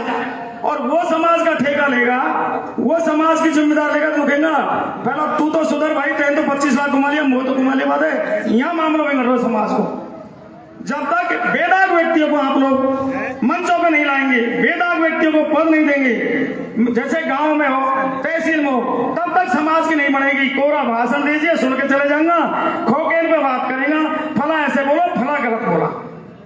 ये चीजें आपको सुधार करनी है। इसलिए भाइयों, आप सबको यहाँ से एक चीज तय करनी है, ये नहीं है वहां खान आगा उसमें मोहर लग गई, क्या तुम सुप्रीम कोर्ट होगा, सुप्रीम कोर्ट में बहस होती है। इसलिए प्रत्येक भाई को अपना अधिकार है। यहाँ वीणा का तारों को इतना कसो कि उनमें आवाज आए, इतना मत कसो कि टूट जाए, इतना भी ढीला मत छोड़ो कि उनमें आवाज नहीं आए। इस बात का विशेष ध्यान रखें। युवा हमारी टीम में हो जो कि युवा क्रांति लाते हैं। नौकरी पैसा वाले लोग जो समाज को बढ़ा भी है, बिगाड़ भी रहे, वो हमारे पास नहीं है। तब तक हर गांव से महिला भी होनी चाहिए, क्योंकि अब तो महिला बराबर की कुमारी है, तो महिला भी हमारी कमेटी में होनी चाहिए, युवा भी हमारी कमेटी में होना चाहिए। और नौकरी पैसा वाला सबसे ज्यादा बिगाड़ कौन कर रहा है, नौकरी पैसे वाला। तो इन नौकरी पैसे वाले लोगों को जरूर शामिल करो, वरना ये तुम्हारी कहेंगे तो नंगा पटेगा, बाकी क्या बढ़ रही है। 4 छोरान को या 10 छोरान को खर्चा करेगा, वो जिंदाबाद नारा लगाना। इसलिए इन पर विशेष ध्यान रखें। धन्यवाद। जय घटवा शर्मा। धन्यवाद माननीय। देखिए साथियों, अगले जो वक्ता आ रहे हैं उनसे निवेदन है केवल उन्हीं बिंदुओं पर बोलें, उन बिंदुओं को किस तरीके से पारित करवाया जाए, ऐसी क्या योजना बनाए समाज जिससे उस बिंदुओं को ज्यादा से ज्यादा हम लागू करवा सकें। राजनीतिक बातें नहीं होनी चाहिए, राजनीति का मंच नहीं है, ये समाज का मंच है। केवल सामाजिक बातें होनी चाहिए। जिन बिंदुओं को हम पारित करवाना चाह रहे हैं, जो लागू करवाना चाह रहे हैं, उनको किस तरीके से लागू करवाना चाहें, अपना सजेशन इस पे दें। अगले वक्ता के रूप में आमंत्रित करना चाहेंगे श्रीमान हरकेश नेताजी कैमला, आप आए और अपने विचार रखें। सीमित समय में अपने विचार रखें, वक्ताओं की संख्या ज्यादा है। आदरणीय सभापति जी महोदय एवं मेरे पूरे पंचगणों, पूरे पंच सरदारों, जो भी कोई गलती हो उनके गलती की क्षमा करना। मैं तो मेरा सुझाव यही देना चाहता हूँ कि हर ये पूरी पब्लिक के, पूरी समाज गंगा के ये पूरे नियम मानने की मनसा है, ये देखा है हमने। तो हमारे एरिया में भी ये ना पूरी दुनिया चर्चा कर रही है, भाई बहुत अच्छा है। तो जो सम्मेलन मीन भगवान की वहां हुई, यही कानून पूरे पारित होना चाहिए। और हमारी पूरी तहसील भी मानने को तैयार है और पूरा गांव तैयार है, परंतु इसमें एक ही आपको विचार करना पड़ेगा कि गांव के पंच पटेलों को जिम्मेदारी देनी चाहिए। गांव के पंच पटेल होंगे, उनका मान भी होगा और कोई ये इन बातों को मनाएंगे। यही हमारी सबसे बड़ी मूल बात है। गांव का पंचायत को जिम्मेदारी दे दो, अपना फैसला बन जाएगा और सब दुनिया को मानवा की मंशा है हमारे। तो यही बात है साहब। बहुत बहुत धन्यवाद माननीय, बहुत अच्छा बोले, बहुत अच्छा सुझाव आपका। यदि गांव के पंचों को ये जिम्मेदारी दी जाए, लेकिन जिम्मेदारी ये नहीं कि गांव के पंच ही हो गए सब, उनको जिम्मेदारी देते हम फ्री हो गए। हम सबको सहयोग करना है उनका। जब सारी बातों को हम मानेंगे, इसका मतलब हमने उनका सहयोग किया है। ये भावना हमको रखनी है। क्षेत्रीय पंचों को भी उनका सहयोग करना है, तब जाके हमारी इन बातों की सफलता हमको मिलेगी और हमारा जो समाज है शिक्षित समाज बनेगा, विकसित समाज बनेगा। अगले वक्ता के रूप में आमंत्रित करना चाहेंगे श्रीमान विक्रम जी बरतारा, आप आए और अपना उद्बोधन दें। माननीय विक्रम जी बरतारा।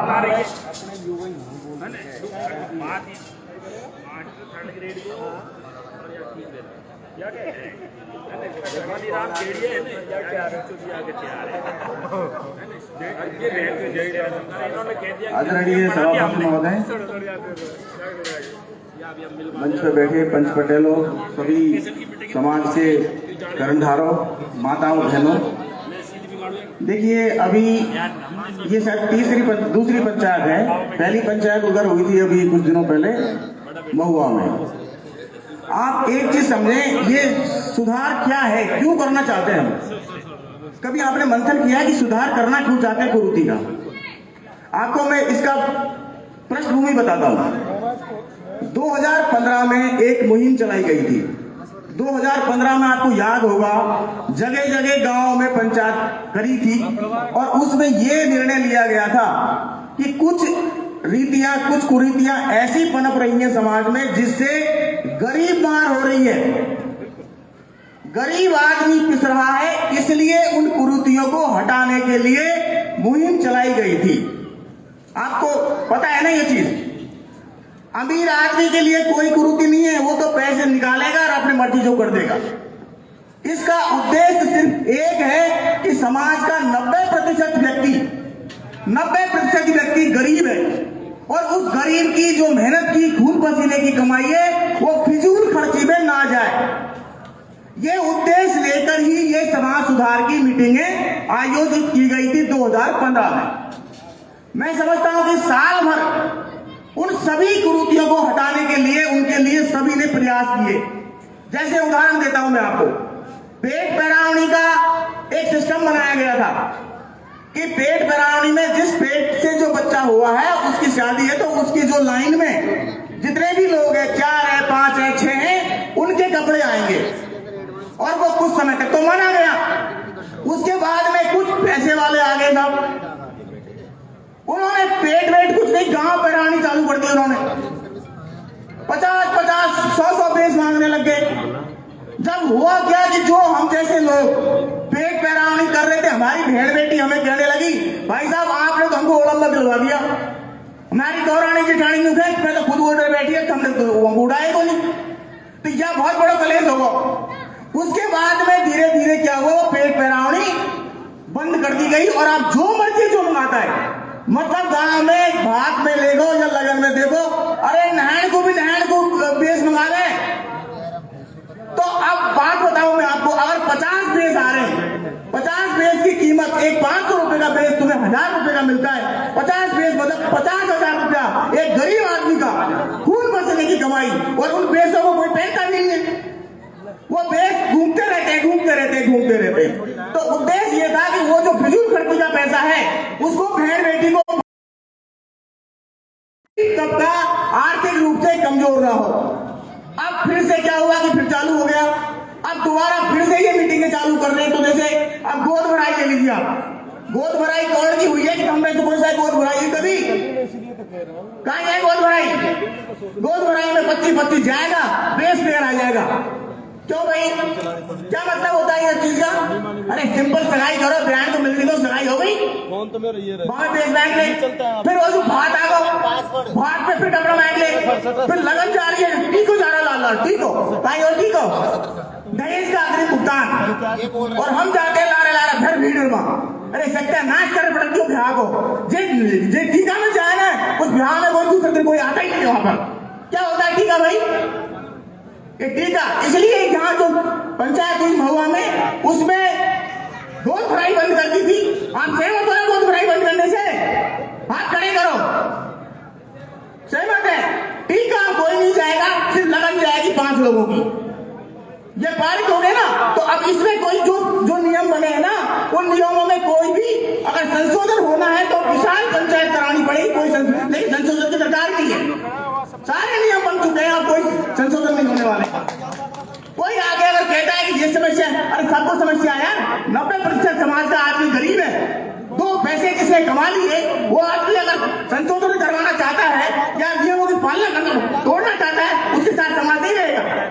अब बात आती है किसी पालना कैसे हो।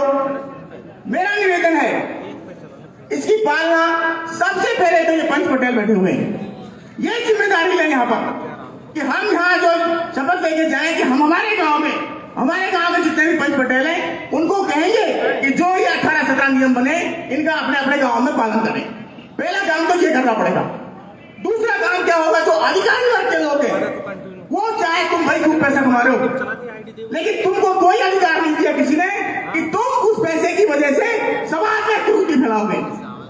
ये अधिकारियों को लिए मैं यहाँ से निवेदन कर रहा हूँ लोगों से, हो सकता है तुमने पैसे कमा लिया हो, पर उस पैसे का दुरुपयोग आप समाज में कुरीति फैलाने के लिए नहीं करोगे।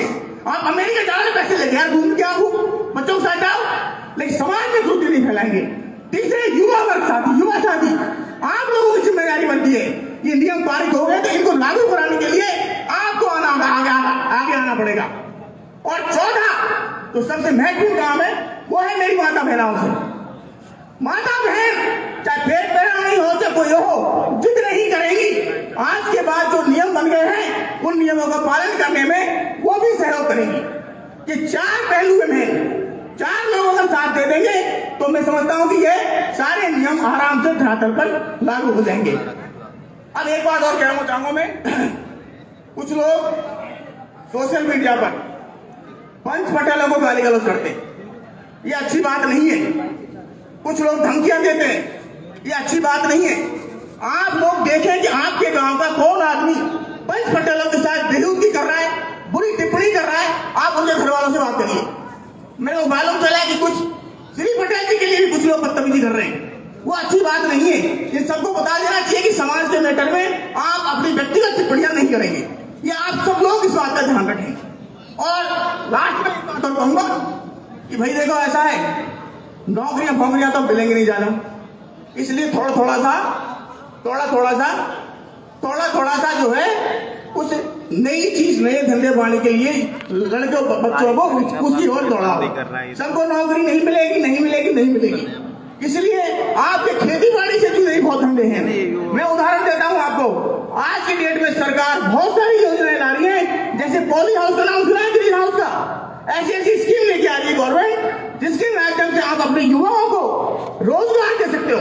सरकार बहुत पैसा देती है उसमें, लेकिन आपको कुछ करना पड़ेगा उसके लिए, और नहीं तो ये बच्चे ऐसे ही बेरोजगार घूमेंगे, इसमें की लत में लगेंगे, उल्टा सीधा काम करेंगे। तो ये सोच को बदलने की जरूरत है, ठीक है। और लास्ट में फिर एक चीज कह रहा हूं, मेरा हो गया समय, और कह रहा हूं 2015 से जब समाज सुधार के नियम चालू हुए थे, मैं पटाड़ा गांव का रहने वाला हूं, और मेरे गांव के पटेलों से मैं पूछ के गया था, उस दिन मेरे घर में शादी थी, मैंने ये बात महुआ में भी कही थी कि सारे नियमों का पालन मैं मेरे घर से करूंगा। आज इस पावन धरती में फिर कहने जा रहा हूं कि जो नियम वहां महुआ में बने थे वो उनका मैं पूरी तरह से पालना मेरे घर में करूंगा। अगर इस तरह सब लोग शपथ ले लें, सब लोग की जिम्मेदारी ले लें अपने अपने घर की, तो मैं समझता हूं कि नियम तो ऐसे फटाफट लागू हो जाएंगे। मैं इतना ही कहूंगा, इसके आगे मैं और कुछ नहीं बोलूंगा। धन्यवाद, थैंक यू, राम राम जी। बहुत बहुत धन्यवाद मानिए। देखिए सज्जनों, एक बात निकल कर आई, यदि युवा वर्ग हमारा सहयोग करेगा तो इन नियमों की पालना आराम से हो जाएगी। यही है नियमों को पालना करवाने वाले, इनका सहयोग आवश्यक चाहिए। अगले वक्ता के रूप में मंच के माध्यम से आमंत्रित करना चाहेंगे श्रीमान मुकेश जी मीना, निवासी निठार, जो कि डीजीपी पद से रिटायर हुए हैं। माननीय आप आए और अपना वक्तव्य दें कि किस प्रकार से हमारा समाज सुधर सकता है, इन नियमों की पालना हमारे समाज में किस तरीके से हो सकती है, आप नई दिशा दें समाज को। माननीय मुकेश जी, रिटायर्ड डीजीपी।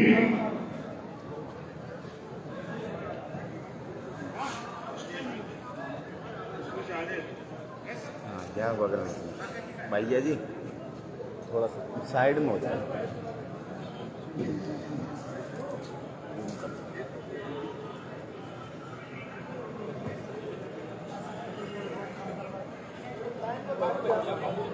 मंच पर उपस्थित हमारे समाज के पंच पटेल, हमारे समाज के सभी उपस्थित भाई और बहनों, तो सबको नमस्कार करता हूँ, नमन करता हूँ। मैं बहुत ज़्यादा भाषण नहीं दूंगा, बस जो पंच पटेलों ने और पंचायत ने जो डिसीजन लिए हैं उनके बारे में मैं आपको कुछ पहलू बताऊंगा, क्योंकि हम तो रिटायर हो गए, हमने पूरी दुनिया देखी है, हर जगह के स्टेट देखे, हर जगह के और जगह की भी आदिवासी देखे, नॉर्थ ईस्ट में भी हमने काम किया है, अंडमान में भी काम किया, वहाँ सारे आदिवासी थे। तो मैं कहना चाहूंगा कि पंच पटेलों से, पंचायत से, कि जो भी आप फैसला लें ये सोच समझ के लें कि हमारी आदिवासी की पहचान क्या है। जो फैसला लें उसमें आदिवासियों की कुछ पहचानें हैं वो आप मिटाओगे तो बाद में आपके समाज को आरक्षण के लिए समस्या होगी, क्योंकि हमने केस कोर्ट में, हाई कोर्ट में और ऑनरेबल सुप्रीम कोर्ट तक केस लड़े, लाखों रुपए हम लोगों ने खर्च किए जो दिल्ली के लोग थे, और उसमें पॉइंट आते हैं, आयोग से भी हमने किए। तो मैं आपको रिक्वेस्ट करना चाहूंगा, कुछ ऐसे पहलू हैं जो आपको आदिवासी पहचान दिलाते हैं, उनको आप नहीं मिटाओ तो अच्छा रहेगा, बाकी आपकी मर्जी है। परमिशन देनी है क्या? दूसरा, मैं तो प्रशासन में रहा हूं, पुलिस में, इस तरह की बहुत पंचायतें केवल मीणा नहीं हर समाज की देखी है। तो ये समाज की जो आप निर्णय लेते हो, सारे समाज लोग उसको मानने चाहिए। आपके पास न कोई पुलिस फोर्स है, न आपके पास कोई इस तरह का कोई साधन है, आप दंड कर दो, दंड नहीं देगा, आप क्या कर लोगे? आप किसी के ऊपर, किसी महिला के प्रति आप कुछ करोगे, महिलाओं के पास बहुत अधिकार है, आजकल महिलाओं ने आपके खिलाफ कंप्लेंट कर दी, क्या करोगे? इसके बारे में आप विचार करो। में, दिल्ली में, विदेश में सब जगह पढ़ रहे हैं, उनका जो सबसे विचार विमर्श और कास्ट से भी होता है, सबसे होता है, सब वर्गों से होता है। तो आप जो फैसला लो, ऐसा नहीं लगे कि हमारा फैसला, आपका फैसला जो है दूसरों को जबरदस्ती थोपने वाला नहीं है। मैं चाहूंगा कि आप जो फैसला लो वो सर्वमान्य हो, सब लोग कहें कि यस बहुत अच्छा फैसला लिया है, हम बच्चे भी हैं, हम बूढ़े भी हैं, हम महिला भी हैं, बच्ची भी हैं, सब लोग उनको माने। मैं यही कहना चाहूंगा, जो आप फैसला लें उसको सोच समझ के लें, क्योंकि जब आपने फैसले लिए तो मेरे पास भी कई लोगों के कमेंट्स आए, मेरे पास भी मुझे कई लोग मिले और उन्होंने कुछ बिंदुओं पे आपके ऑब्जेक्शन किया। बाकी आपकी मर्जी है, करो नहीं करो वो आपकी मर्जी है। आप समाज को किस दिशा में ले जाना चाहते हो? आज समाज को वर्गीकरण करना चाहते हो या युवा आपके खिलाफ जाना चाहता है? युवा को आप छोड़ दो कि हम तो जैसे हैं वैसे वर्जी करेंगे। लेकिन मैं आपको कुछ पॉइंट रखना चाहूंगा। पॉइंट ये है कि जो आपने कुछ पॉइंट दिए हैं, ये तो मेरे हिसाब से कोई ऑब्जेक्शन उसमें नहीं करेगा। जैसे आपने कुछ पॉइंट दिए कि शादी में गोद भराई, ये गोद भराई तो बड़ा पता नहीं कब से शुरू हो गया, हमने तो सुना नहीं था बचपन में, अब तो ये पॉइंट बहुत अच्छा है कि गोद भराई नहीं होनी चाहिए। दूसरा पॉइंट है लगन टीका, वो टीका जो ले जाते हैं आजकल, पहले खर्चा एक तरफ होता था, जैसे पहले बक्ता ने किया, अब शादी का कोई मजा ही नहीं है, इतने फंक्शंस करने की कहाँ जरूरत है। तो लगन टीका जो है लगन जाए, लेकिन इतने लोग उसमें टीके में नहीं जाए, जिससे कि पूरा का पूरा अरेंजमेंट करना पड़ता है, टेंट और उनको बहुत लग, और उसमें शादी का मजा भी खराब हो जाता है कि वो 2-3 दिन पहले आएगी, वो ये भी अरेंजमेंट कर रहा है, वो भी अरेंजमेंट कर रहा है, सब लोग अरेंजमेंट नहीं कर रहे, सब में बिजी हैं। उसकी भी लड़की वाला भी अपना गाड़ी लेके आ रहा है, ये भी आ रहा है, तो ये तो बहुत अच्छी बात है।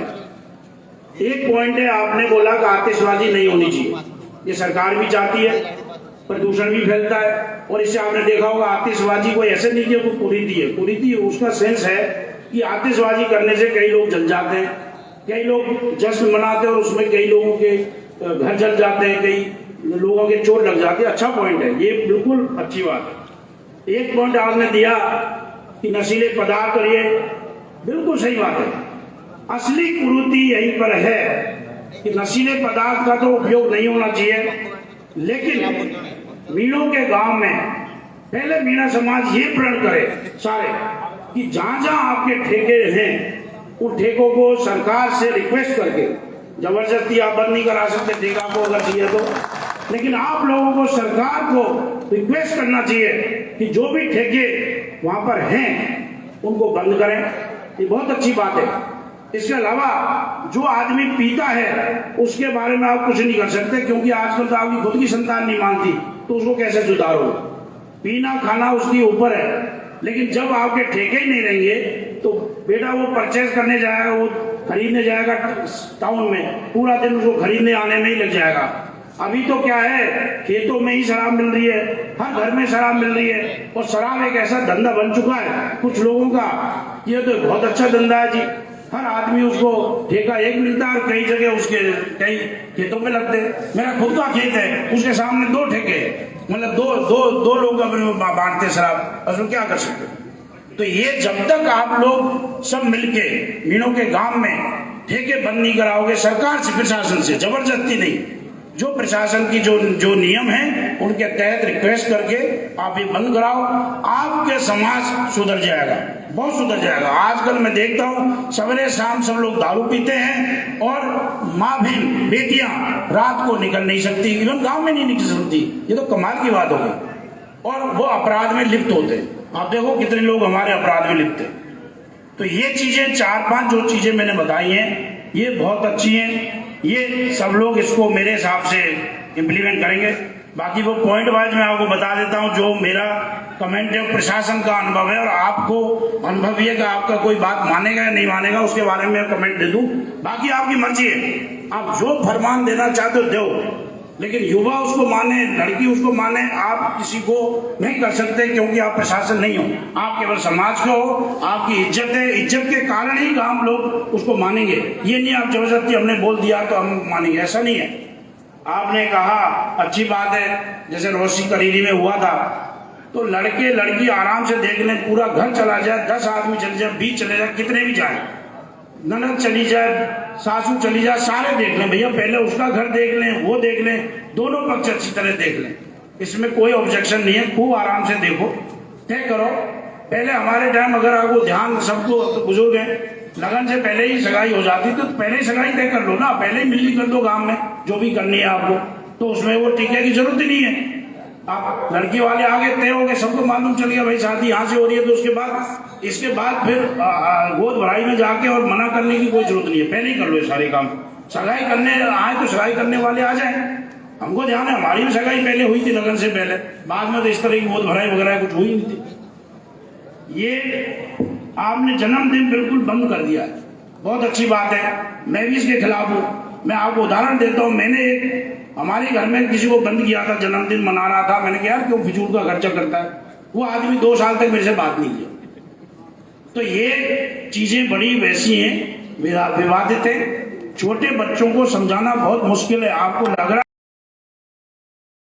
है दूसरी कास्ट के लोगों को देखते हैं तो बच्चा जिद करता है, आप मान सकता हूँ 25 साल से उम्र के बच्चों को प्रतिबंध लगा दो, अलग बात है, लेकिन आप बच्चे को प्रतिबंध नहीं लगा सकते, छोटे बच्चों को। और छोटे बच्चों को ये जन्मदिन है, घर पे बोलो, घर पे मना लो। ये नहीं है कि पूरा प्रचार करके बाहर करके तलवार से और ये काट रहे हो, दारू बांट रहे हो, वो गलत है। घर पे आप इसको इजाजत देनी चाहिए और आपको चेंज करना चाहिए। समाज ने अगर किसी बच्चे को रोकने की कोशिश करी और बच्चा अगर पुलिस के पास चला गया, आपके पास कोई जवाब नहीं होगा, कोई पंच पटेल उसमें आगे नहीं आएगा, मैं आपको अभी बता देता हूँ। इसके बाद में आपने ये कहा कि ये आपने ये कहा, ये जो चढ़ाई आप शादी कर रहे हो, आपने गोद भराई बंद कर दी, आपने लगन टीका बंद कर दिए, बहुत अच्छी बात, पर 2 फंक्शन तो बहुत अच्छे होने चाहिए। उस आदमी का मांडा, उस आदमी की शादी, समझिए आप लोग। तो शादी में आप प्रतिबंध लगा दोगे, बैंड में प्रतिबंध लगाया, मैं आपको बताता हूं, मैं तो पूरी जगह सब जगह घूमा हूं, तुम लोगों को अच्छा लगता होगा, हमने बहुत अच्छा कर दिया, पर हम, अरे आपको सुनना है तो सुनो यार, जिसको सुनना है सुन लो। आप तो बोले साहब, बोलिए, बोलो साहब, बोलो साहब, आप बोलो। अच्छे बोल रहे हो। आपको सुधार करना है या राजनीति करना है? बोलो साहब, बोलो। क्या राजनीति करने नहीं आए? बोलो साहब। आप तो बोलो साहब। बोलो सर, बोलो। ठीक है, हम ऐसा करो जो सब लोग माने। उसके बाद आप डीजे की बात करते हो, मांडे की बात करते हो, आपने बैंड बंद किए, बहुत अच्छी बात है। बैंड रात को आते थे, 2-2 बजे तक लोग खाना नहीं खाते थे, बहुत कुरीति थी। लेकिन डीजे लोगों ने शुरू कर दिए। डीजे एक शादी जो है खुशी का त्योहार है, तो आप डीजे बंद नहीं कर सकते। उसके घर पे डीजे बजेगा और डीजे बंद इसलिए नहीं कर सकते कि खुशी का दिन है, वो दुखी का दिन नहीं है। आज की तारीख में लोग जो शादी में जाते हैं डीजे नहीं बजता, ठीक है। अरे भाई, जो गरीब आदमी क्यों करता है इतना खर्चा? छोटा सा कर ले, जो बड़ा है बड़ा कर ले, जो खुशी। तो इसमें बड़ी बात है। अब ये हर कास्ट के लोग हैं, टाटा अंबानी ने बड़ा किया, छोटा बिजनेस है, बड़ा बिजनेस है, उसमें कोई दिक्कत नहीं है। आप कुरीति से बात करो, आप खर्चे की बात करो, खर्चे जो है वो उस हिसाब से। तो डीजे आप नहीं, हाँ मैं मानता हूँ डीजे आप चढ़ाई पे जो करते हो दूसरे गांव में जाके, उसमें थोड़ा बंद होना चाहिए, क्योंकि उसमें कुरीति होती है। हाँ, घर के अलावा नहीं, अगर गांव में जो निकासी कर रहा है उसमें आप लोगों को बंद नहीं करना चाहिए, क्योंकि गांव के लोग अगर बदमाशी करेंगे तो आप सब गांव वाले हैं। कुरीति देखो, कुरीति जो है आप देखो, भाषा आपकी मर्जी है, जो भी है चलेगा चलेगा। देखो जो भी आपकी मर्जी है जो करो, मैं तो केवल मेरा विचार दे रहा हूँ डीजे पे। लेकिन डीजे आप कंप्लीट बंद नहीं कर सकते, बाकी आपकी मर्जी है। ऐसा कुछ इसके अलावा घर पे आपने दे दिया कि घर पे करे, बंद कर दो। ले आप बंद करो, बंद करो। अरे टाइम तो क्या करते हैं? बोलो बोलो बोलो, अभी मत करो। बोलो साहब, बोलो बोलो साहब, बोलो। लास्ट पॉइंट में बोलना चाहूंगा, बोलो साहब। तुमको अगर सुनना है तो सुनो, बिल्कुल कोई हमें कोई राजनीति करने नहीं आया यहाँ पे। रिगार्डिंग धार्मिक बारे में बात, कोई भी आदमी यहाँ पे समाज की जब मीटिंग होती है धर्म के बारे में बिल्कुल बात नहीं करेगा, क्योंकि आज का धर्म के बारे में स्वतंत्रता है। जो आदमी जो धर्म करना चाहे करे, लेकिन गांव में जो प्रथा जबरदस्ती उगाई करने वाला वो बंद होना चाहिए। जो करे अपना खर्चा करे, धर्म करे, जो कोई बात नहीं। अगर उगाई देनी है तो जो जिसकी श्रद्धा उतनी दे, जबरदस्ती नहीं करे भाई मेरे को इतना देना है इतने देना है। बाकी मैं यही कहना चाहूंगा कि अंधविश्वास की बात ये कहना चाहूंगा, सांप काटता है तुम लोग उसके पास ले जाते झाड़ा पहुंचे के बाद। सबको कसम खानी चाहिए, सांप काटे तो सीधा उसको हॉस्पिटल ले जाओ जहाँ इंजेक्शन लगता हो। ऐसे कई लोगों की डेथ हुई है। बाकी मैं यही कहना चाहूंगा पंच पटेलों से, और पॉइंट पे डिस्कस करो, उनको करो जो आपकी मान सके। हर कोई आपकी बात मानने के लिए बाध्य नहीं है, और बात है तो समाज की तरफ से, कानून की तरफ से। आप जैसे आपने सोशल रील और नचकैया लिख दिया, आजकल तो सिस्टम में दूसरे का फोटो डाल के दूसरा डाल देते, वो देख लो आप। तालियां तालियां। बहुत बहुत धन्यवाद मानिए। देखिए, समाज गंगा के बीच में हम मंच के माध्यम से स्पष्ट कर देना चाहते हैं, डीजे की बात जब आती है तो देखिए साथियों, हमने डीजे घर पे बजाने के लिए छूट दे रखी है। घर पे रख के हम बजा सकते हैं, घर पे रख के हम डीजे बजा सकते हैं, इसकी छूट है। बाकी शादी में जो निकासी होती है कुआ को, देखिए ये हमारे जो डीजीपी साहब हैं इनके निजी विचार थे, हमारे जो बिंदु पारित हो चुके हैं उन पर हम चर्चा कर रहे हैं। ये डीजे की जो बात आई, इस पे आपके सामने मैंने थोड़ा खोल के बताया, घर पे हम डीजे बजा सकते हैं, बाकी डीजे बैन है। दो बोलो, 2 साउंड, केवल 2 साउंड, बिल्कुल सही। अगले वक्ता के रूप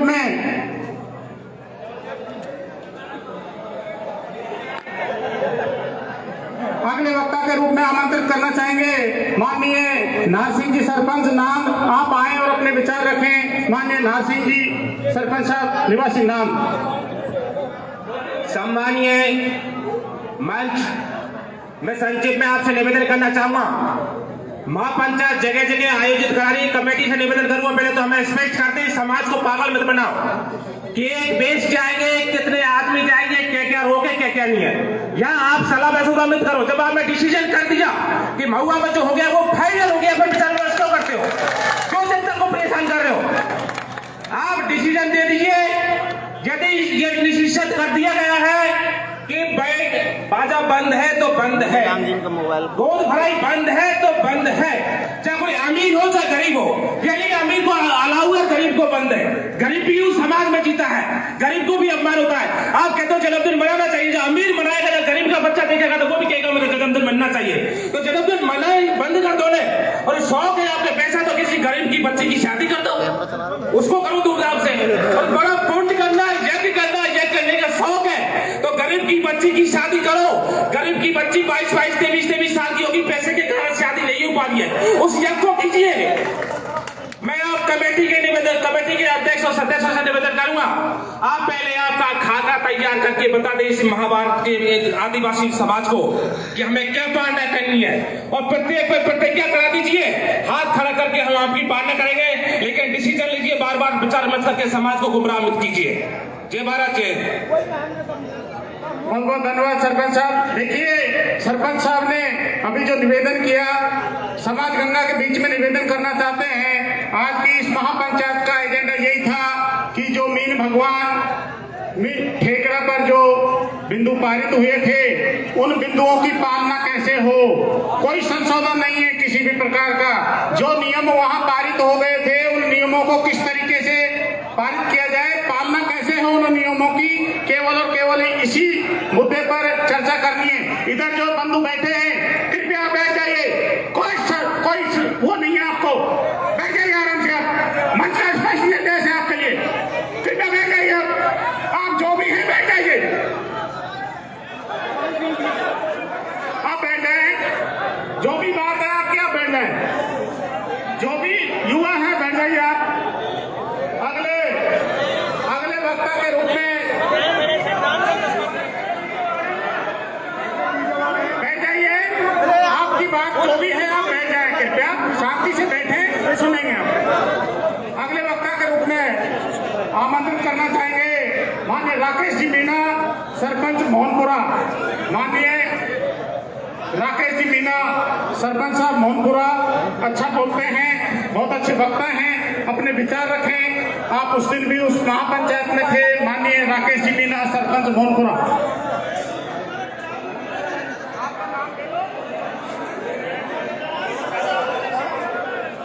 आदरणीय आज इस महासभा के सभापति महोदय एवं मंच पर विराजमान सभी पंच साहिबान एवं दूर दराज से आए हुए मेरे पंचगणों, ऐसे नहीं बोलोगे आप, सब जानते हैं हम आपको। मेरे युवा साथियों से निवेदन है, एक बार शांति का दान दें। आप बैठे, आपकी बात को सुना जाएगा।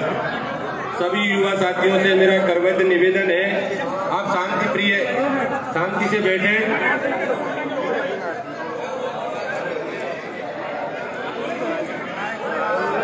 जो भैया शोरगुल कर रहे हैं वो उधर से बैठ जाए,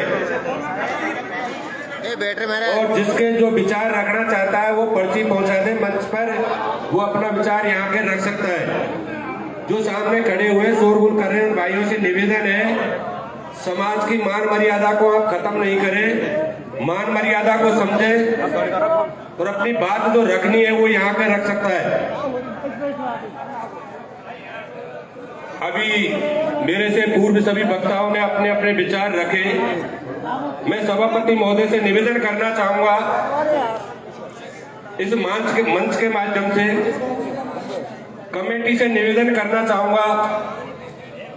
मेरा सबसे पहले एक निवेदन है, जब हमारा सुप्रीम कोर्ट की पंचायत जुड़ सकी तो हमें लोअर कोर्ट की पंचायत की आवश्यकता नहीं है। जो मीणा महासभा सीमड़ा पर जो विधेयक पारित हो गए वही नियम रहेंगे। इस चीज को आप नोट कर ले, वो नियमों में किसी प्रकार का कोई परिवर्तन नहीं किया जाएगा। चाहे वक्ता अपने विचार व्यक्तित्व रूप स्वयं रख रहा है वो रख सकता है, लेकिन उसमें किसी प्रकार की कोई लापरवाही ढिलाई नहीं बरतनी है। ये कमेटी निर्णय ले ले कि हमें किसी प्रकार की कोई बात अगर मैं रखता हूं मेरे व्यक्तिगत तौर पर उसको नहीं माने। जो महासभा में जो नियम पारित हो गए उन नियमों को सख्ती से नियमित पालन करवाना है समाज को, और वो पालन करवाना है कमेटी को। आप लोग रोज रोज महापंचायत नहीं जोड़े, पंचायत की गरिमा खत्म होती है इस चीज से। मेरा व्यक्तिगत निवेदन है कमेटी से कि कहीं भी ठीक है पंचायत जोड़नी है समाज को, गांव लेवल पे वो पंच जोड़ सकते हैं, बाकी की कमेटी कहीं भी मीणा महासभा की कमेटी आज के बाद बड़ी पंचायत में ही जाएंगी, छोटी पंचायत में नहीं जाएगी। आपकी गरिमा को आप पहचानिए, आप क्या चीज है। आप कहते हो कि सरकार नहीं मानती है, सरकार कौन की है? सरकार हमारी है, समाज की सरकार है। हमारे एक सरकार झुकती है, हमारे समाज को दो बिंदुओं में बांटना चाहते हैं, दरार करना चाहते हैं। लोग क्यों करना चाहते हैं दरार? अगर पैसा है उसके भाई को बांटो।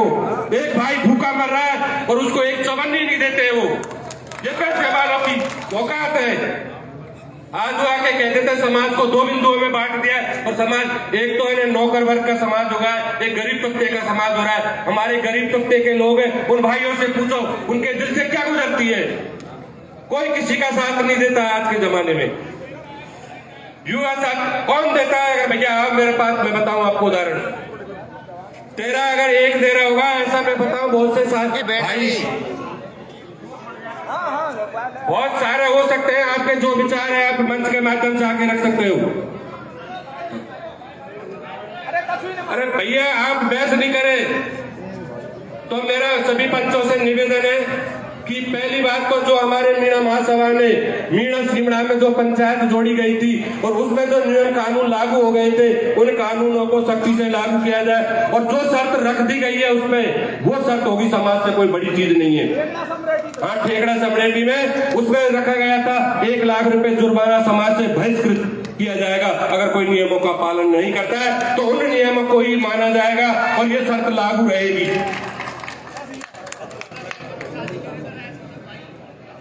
इसलिए मेरा जो निवेदन है, अगर समाज कमेटी कोई संशोधन करती है तो महासभा मीणा सिमड़ा में जो हुई थी महुआ पर, उससे बड़ी ठेकड़ा पे उससे बड़ी सभा हो और उससे बड़ी सभा में ही कोई विधेयक पारित करे या नियम में संशोधन करे तो कर सकते हैं। बाकी की ये नहीं कि छोटी पंचायत जुड़ गई और यहाँ के समाज में वहां को परिवर्तन के लिए बिल्कुल कौन मानेगी ये बात।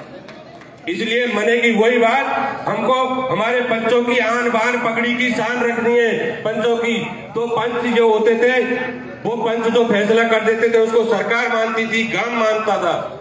इन पंचों की शान को देखिए, इन पंचों की आन बान को देखिए। आप आपकी शान को देख के फैसला वही है जो इसमें कोई परिवर्तन नहीं होगा। आज के बाद में मेरा एक व्यक्तिगत निवेदन है इस कमेटी से, आप छोटी पंचायतों में उपस्थित नहीं हुए, आपकी गरिमा समझे, इसको पद की उपयोगिता समझे। और जो भाई कोई भी इस नियम को तोड़ता है तो फिर मीणा महासभा को एक निर्णय लेने का अधिकार है, आप उसमें सख्ती से एक्शन लें। हम आपके साथ हैं। इसलिए सभी मेरे युवा साथियों से, भाइयों से करबद्ध निवेदन है, भाई इसमें एक का किसी का भला नहीं है, भला है तो अपना सबका है। समाज जो कर रहा है या बैठे हुए समय निकाल के आए हुए, इनका ही अकेले का कुछ नहीं बिगड़ रहा है, अपना सबका बिगड़ रहा है। डीजे पे आपने भाइयों युवा साथियों से मैं निवेदन करना चाहता हूँ, ताली बजाओ। चलो ठीक है, डीजे आपसे 2 कॉलम घर पे रखे गए, लेकिन यार उन पे जो गाने गाए जाते हैं उन पे आप गौर करना जरा कि भैया कैसे गाए जाते हो। अगर उस मंच के माध्यम से मैं उन गानों को यहाँ गा के बता दूं आपको, आप मेरे पत्थर मारेंगे।